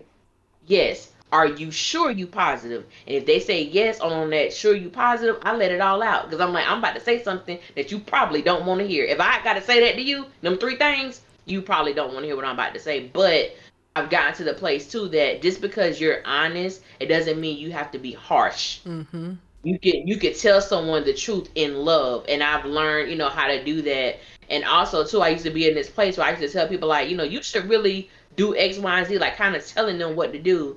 And I changed it to, you know what, I see what you're saying. I would strongly suggest that if you want to do better, you might want to go in this direction. Because people grown. You know what I'm saying? Yep. You do what you want to do. But I just think that even with these women, they all have their issues. They all have their problems. They all have their shortcomings.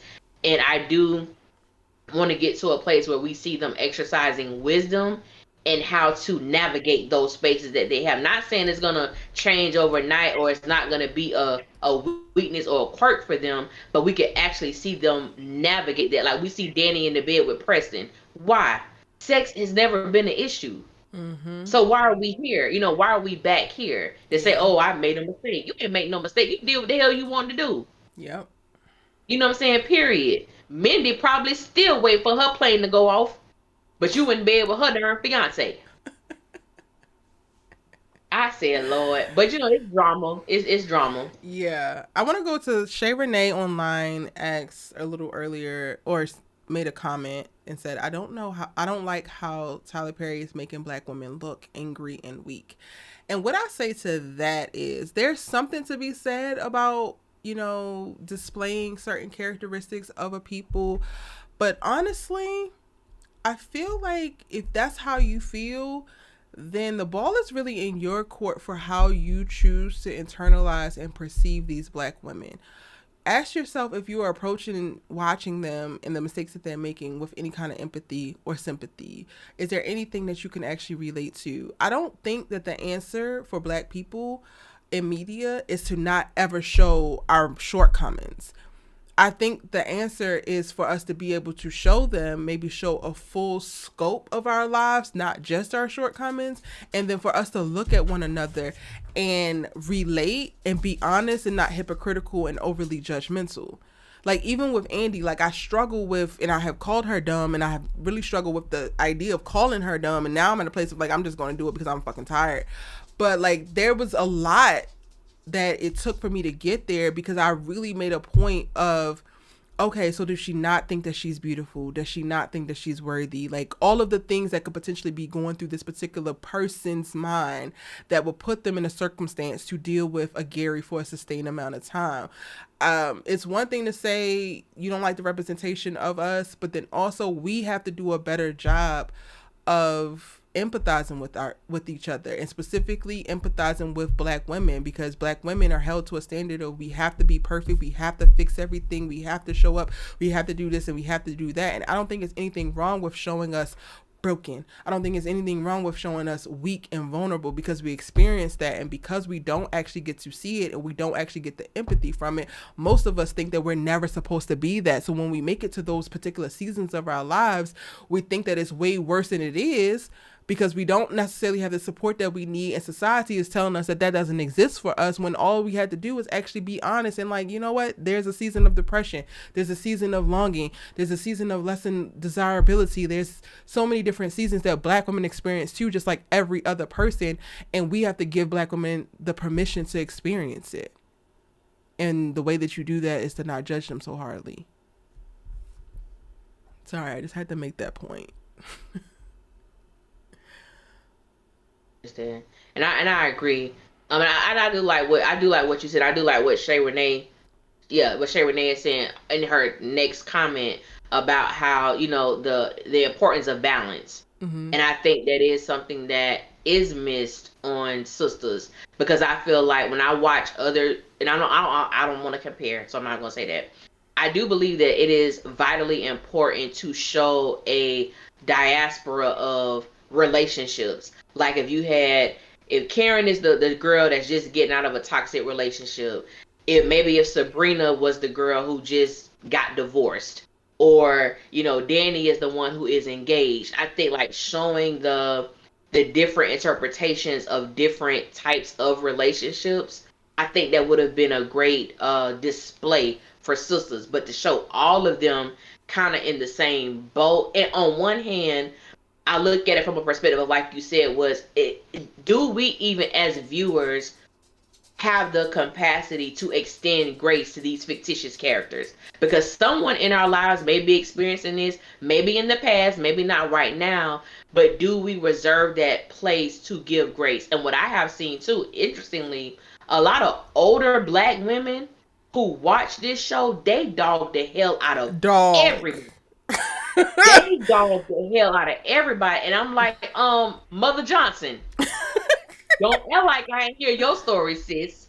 You know what I'm saying? But I do think, and one thing I do like about Sistas is that it truly challenges me as a person, where I'm like, okay, if my girl was going through this, how would I navigate this? How would I speak to her? How would I console her? And in the beginning of Sistas, like, I was really emotionally triggered a lot, to the point that I would cry. Especially, it was that one scene with Karen and Andi after Gary choked her or squeezed her half to death, and Karen went over there and was crying, was like, Andi, like, I can't go. Like, as much as I love you, I'm willing to separate myself from you because I can't go through this again. And that was such a real moment. And KJ and Ebony played the hell out of that. And I'm like, just like a week before, a friend of mine called me. She was about to end it all. She has 2 children, and she was about to go head on first with a semi-truck. And she calls me on the phone. I hear the rain, the wind, all of that. And my mind went to that place when I saw that episode. And I'm like, and she was married. Her husband had been cheating on her for years. She had caught him. Girl, this man, Tyler Perry need to take what he did and put it on Sistas. He pretended to be blind. Like he was in the military, had some dust go in his eye. So he was like 10% blind. But he pretended to be blind. She taking him, getting him dressed, dropping him off at the military place, and the other chick coming to pick him up. They going to the beach. All this stuff. And I'm like, dang, if that ain't Tyler Perry, I don't know what is. But I said all that to say, there were times I felt like my friend was stupid. But when that situation happened, she didn't need to hear that. She needed to be, sis, I'm on this phone with you. We gonna pray. You better than this. This is what this, like, you know, you have to speak life in those situations, and how we personally feel doesn't matter in those moments. So I can appreciate Tyler for writing it for that. On the other hand, too, I'm like, we 6 seasons in. I do want to see some I do want to see some things change. You know what I'm saying, for these women. Like, I do also feel like as a writer, yes, present realness, but also present hope as well. Especially with this demographic of women. I'm here for hope. I don't know, because I get what you're saying, Shay, in reference to balance, but I don't know if the balance that y'all are looking for is realistic. And I'm calling myself to the carpet too, because I have asked for it as well. Like, I'm like, I want to see more women like this. But you also have to think of birds of a feather flock together. And to your point, you know, Allie, you were very triggered from that Andi and Karen moment because of the thing that happened with your friend, and she was fighting for her life and dealing with demons. I was triggered by that, in that I actually parted ways with a friend, and it took me a lot, a childhood friend. It took me a lot to be like, girl, if this is who you want to be with and this is the life that you want to live, I cannot have you in my life. And we still do not talk to this day, like, at all. So to me, that just pulls in. It's not that far-fetched to see all of these girls within this particular friend circle going through this. And it's not as realistic. I mean, I have homegirls that are married. I also have homegirls who are single. But I geographically live farther away. The people who I spend the most amount of time with, I have the most similar things happening to. So I do feel like if there was one girl in the group that just had the perfect relationship, she would be out of sorts. And she also would probably be overtaxed by having 4 friends or 3 friends who is constantly going through it and just want to complain when her man is that nigga. You get what I'm saying? Yeah. So yeah. I don't feel like it's not realistic. And again, I have actually made videos and I said, like, I need more balance, and I understand where y'all are at with it. But when I really sit down and think about it, it's really true to life. And I think that Tyler Perry does a good job of speaking to, one, his particular audience, which I am not necessarily always the target of. And I have realized that and made peace with. But it's very true for a group of Black women to be going through very similar things with different guys, because they have similar mindsets, they have similar struggles. That's part of why they're friends. Thanks. Christina has been hanging out on the Twitter Spaces, and she wants to join in. So I'm going to go ahead and peg her in right now to share her thoughts. I'm so sorry, love, because I wasn't actually tuned into it, so I didn't actually see your request, but we're going to get you right now. And hold on one second. Hey, Christina, how are you? I'm good. How are you? I am great. Okay, you are on with us. Go ahead and share whatever thoughts you had, honey. I know you were waiting for quite a while. So I'm going to start. First of all, since we're talking astrology, I'm a Sagittarius. Okay, Karen. So, all right, so when it comes to like being in tune with emotions, and like I'm very sensitive to energy, right? So I want to start with Fatima and ZAC, because that's the long topic. For some reason, I just don't. What I'm gonna say. Allie, you asked the question earlier, and we talked about this on the last one. You was like, why is Fatima putting up with ZAC, right? Now, I gave the idea that she was involved with ZAC because she saw someone that she can fix, right? But what just dawned on me while I was watching this episode and like looking back on Fatima episodes and Sistas episodes, not only is ZAC somebody that she can fix, but also she's in it with ZAC because she doesn't feel, it helps her not to feel empty. And I can relate to that. We know the history with Ian and Fatima, right?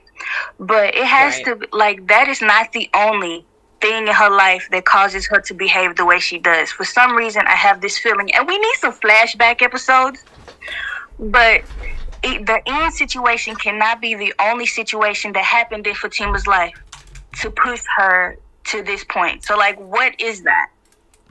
Right. So that's another, it's she doesn't feel as like alone as she does if ZAC is there. So it's like almost she's settling. And also with the fact of she needs the space to process certain things. I also have a habit of not expressing my feelings very well. I leave it bottled up and it gets darker and darker and darker every time until it's time for me to explode. And y'all probably gonna be surprised because the way I talk, I don't act like it. I'm 19 years old. Oh, really? I have lived a life probably of a 30-year-old. I have lived a life of probably a 30-year-old. So already? A lot of this, yes. So like some of the stuff that Fatima does, I'm guilty of. One example is bottling stuff up, not talking about anything, just letting it fester, and then there's moments of explosiveness. But what Fatima is failing to realize is that in keeping all of that, it's hindering her growth, it's hindering her happiness. And it's actually killing her. That's why I always ask, like, every time we do these lives, I'm like, how much can Fatima hold? Mm-hmm. How much can she hold before she can't anymore? And then what's going to happen afterwards? And I hate to say this, and I hate it for Fatima, but I feel like she's falling right back into the space of her life with Ian. So, like, what drove her to talk to someone like Ian? What pushed her in his direction? What was she going through at the time where she met him? That she was okay with this situation and she stayed as long as she did. What happened? Going on the ZAC train, personally, ZAC needs to separate from Fatima and Karen, because he's not in a space where he can deal with either one of the women, because he don't even know what his shit is. So why is he juggling this relationship with these relationships when he has no room to do so? Also, he's not making any real effort to grow in a direction he's supposed to be going. So in the end, it's going to hurt him, Fatima, and Karen. So what's the point of it? There's no space for that. It's unnecessary. So I need him to take a step back and figure out his crap before he can decide to be with either Fatima or Karen, because it's not serving either of them at this point. So just leave it alone. With the Andi situation, well, actually, hold on. Let's go back. Go back to Fatima one more time. This is also something that irritates me with Fatima and her expression, because I'm irritated with myself with it.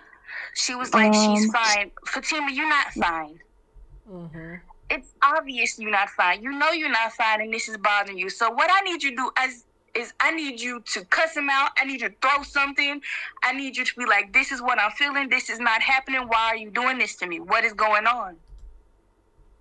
I need that to happen, because, like, this sitting here and just sitting on it is not helping. Once again, I am guilty of doing that, which is why it irritates me so much, because I'm irritated with myself. Their communication sucks, and so is mine, because, like, I got to a point where I didn't want to talk about things that I went through, because I felt like it didn't serve a purpose, or like talking to people didn't understand me. So I just left it. And that was like a very dark period of my life for probably about 4 years that I've never told anybody about. And I was reckless and doing all types of stuff that's not good of me, because I just wanted to feel something. And I think that's the space Fatima's in, is what she's dealing with all this, is yes, she loves Zach, but it's also the fact that she just needs to feel something, to understand something, because of all the stuff she done been through past and presently. It's too much sometimes. So she has to do something, and being alone does not help it. So she just tolerates it. That's not good either. Now, going to the Andi and Gary situation.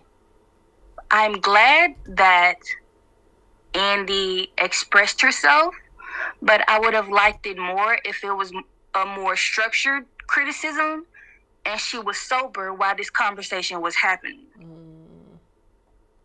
Because the way Gary thinks and he operates, he's like, oh, she drunk. She don't mean none of this. So I just come back tomorrow and it'll be the same thing over again. He didn't learn anything. And she was also being derogatory towards Gary, but I would also like Andi to bring some of her issues to light as well, and it'll be a full adult conversation, not just dragging Gary the entire time. Although I did enjoy it because he's a piece of crap. But anyway. With the Aaron and Karen situation,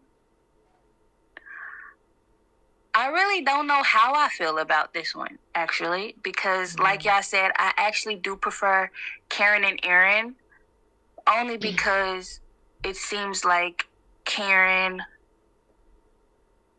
I would say Karen has grown the most with Aaron, but being hung up on ZAC is not going to do nothing but hinder the progress she's already had. She's going to be regressing instead of progressing. That does not need to happen.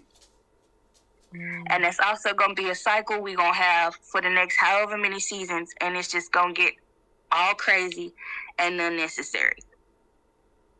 Another thing, I actually enjoyed this episode because I didn't see Hayden at all. Or Tamara. So that was awesome. Going back to Calvin and Maurice, that was also unnecessary.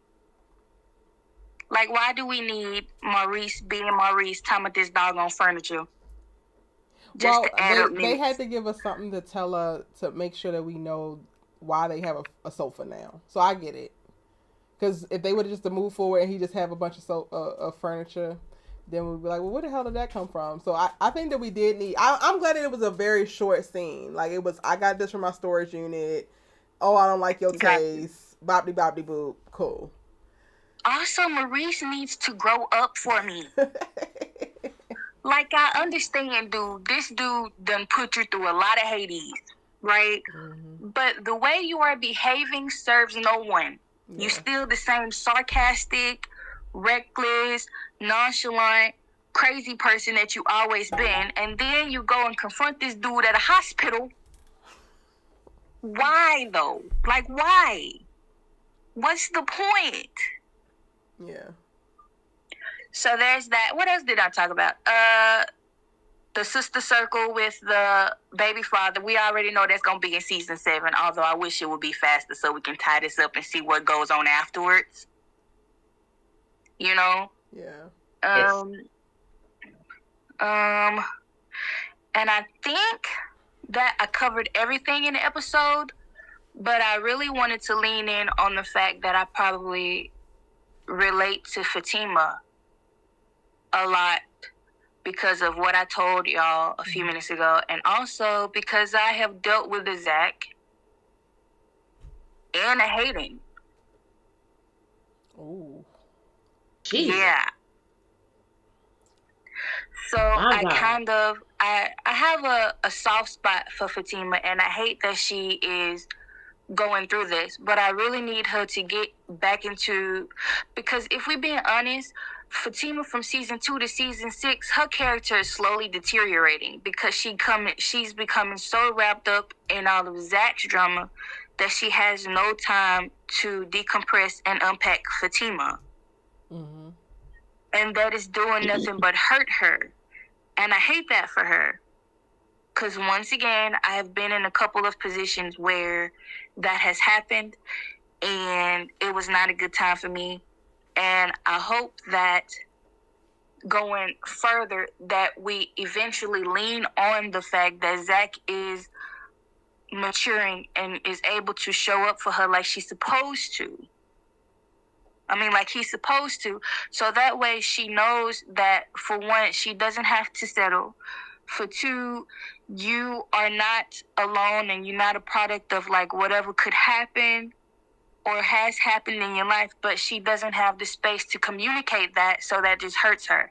And I hate that. Like, that needs to be rewritten or something. But I think that's it. Well, thank you, Christina. You always have such That was beautiful, wonderful, Christina. insightful takes. I'm so sorry it took us forever to get you up here, but I'm glad you got to share. No problem. All right, girl. I'm going to go ahead and get ready to shut down this Twitter Spaces because we have been on here for 3 hours. My Lord. Thank you again for your take, boo. You're welcome. Have a good night, honey. Have a good one, Christina. You too. Bye, Allie.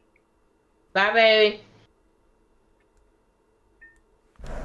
Okay. All right, y'all. As I mentioned, we have been on this joint for 3 hours talking about what it is and what it ain't in Sistas Land. I think that we talked about everything except for Maurice and Calvin, but Christina had that for us, so we don't even need to add anything. I forgot about them until Christina. Girl, I forgot till Christina brought them up. I forgot they was in tonight's episode. They had a little boppity boop, and that was it. We had just another amazing in-depth conversation sparked by this most recent episode of Tyler Perry's Sistas. Anything else that you want to share before we get ready to head out, Miss Allie Nick official on YouTube? Be sure to subscribe. Be sure to comment and subscribe to my channel, y'all. We do have insightful stuff that go on over there too. But I just want to say too, and listening to Christina, I was really soaking in what she was saying about Fatima, and I do feel bad for her. So I don't want people to take away. I do joke and I like to have fun.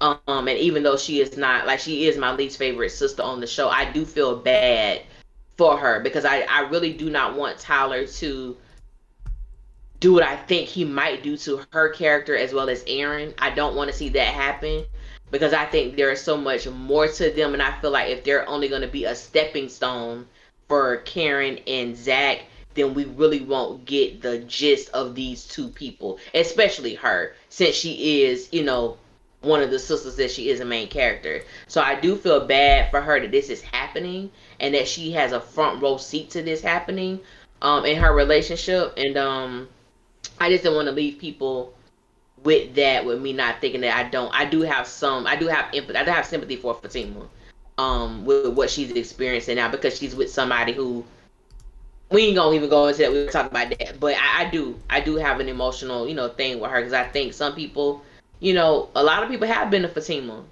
Mm-hmm. You know what I'm saying? Where you have got with somebody who wasn't over someone else, and you thinking everything is on the up and up. Even if you have your own doubts, you still try to push through it, only to be the one that he leaves to go back to, old person. So and men experience that as well. Even like what we see with Aaron. But yeah, I don't even want to think about that. But I do thank everybody for listening and spending, for those who be rocking and really spending these 3 hours with us. Okay. Y'all are amazing. Ciao. And for those who be commenting, consistently commenting, DNC Greatness and Vaughn and Erica James, and I'm trying not to miss nobody, people who be all in the comments having great think pieces and great comments. It is greatly appreciated. Yes, it is, y'all. We really appreciate y'all. We would not be here if it was not for you guys. And I think today we peaked around 155, 160, and we haven't dropped below 80 people who have been rocking with us. And on the East Coast, y'all are really rocking with us. 1 o'clock in the morning, we're having this conversation. So that's dope. Yeah.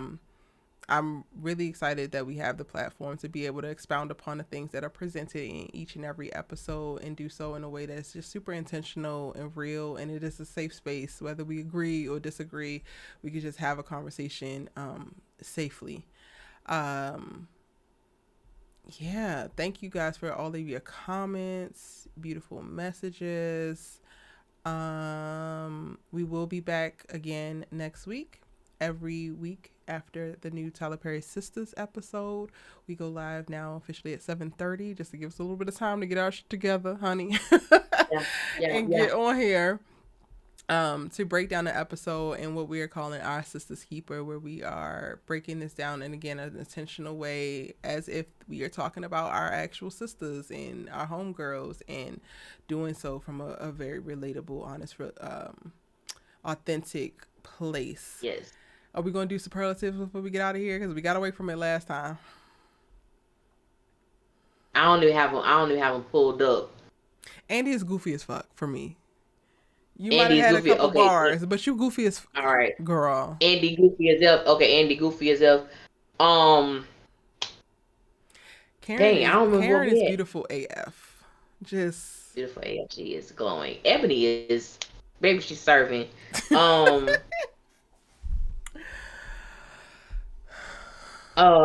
Sabrina is naive as F. Who? Sabrina, you're just naive for me, girl. She's just naive. She just be up in the clouds. Up in the clouds.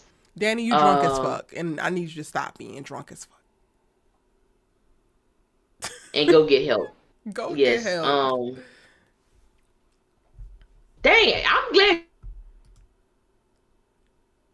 Wait, it froze. Oh no, it froze. What you say? I said, I'm glad you're remembering these. My brain is shot right Girl, now. I'm going off the damn dome, and some of these are not the ones I don't think that we have, but it is what it is. I know we and made. Fatima, I know the drunk. Fatima, girl, you sad as fuck. That's real. I hate it for you. I just see her face. I just see her face with the thing you show. I just see her face. Literally getting in that car, opening that car door. Jesus. Y'all, Allie will have her episode breakdown and trailer breakdown up tomorrow. I think I might as well. I'm gonna try my best. But be sure to subscribe. I'm gonna try my best too. At least the review will be up tomorrow. Maybe the trailer a little later, but yeah. There we go. Links to her channel are in the chat as well. If you're catching this on a replay, still drop a comment and share your thoughts, because we go through the recording and we literally respond to comments. We see the comments. I have a few video essays coming that I am just so excited for, and thank you, Allie, for all of your support and helping me bring that to life. They're gonna be great. They're gonna be great.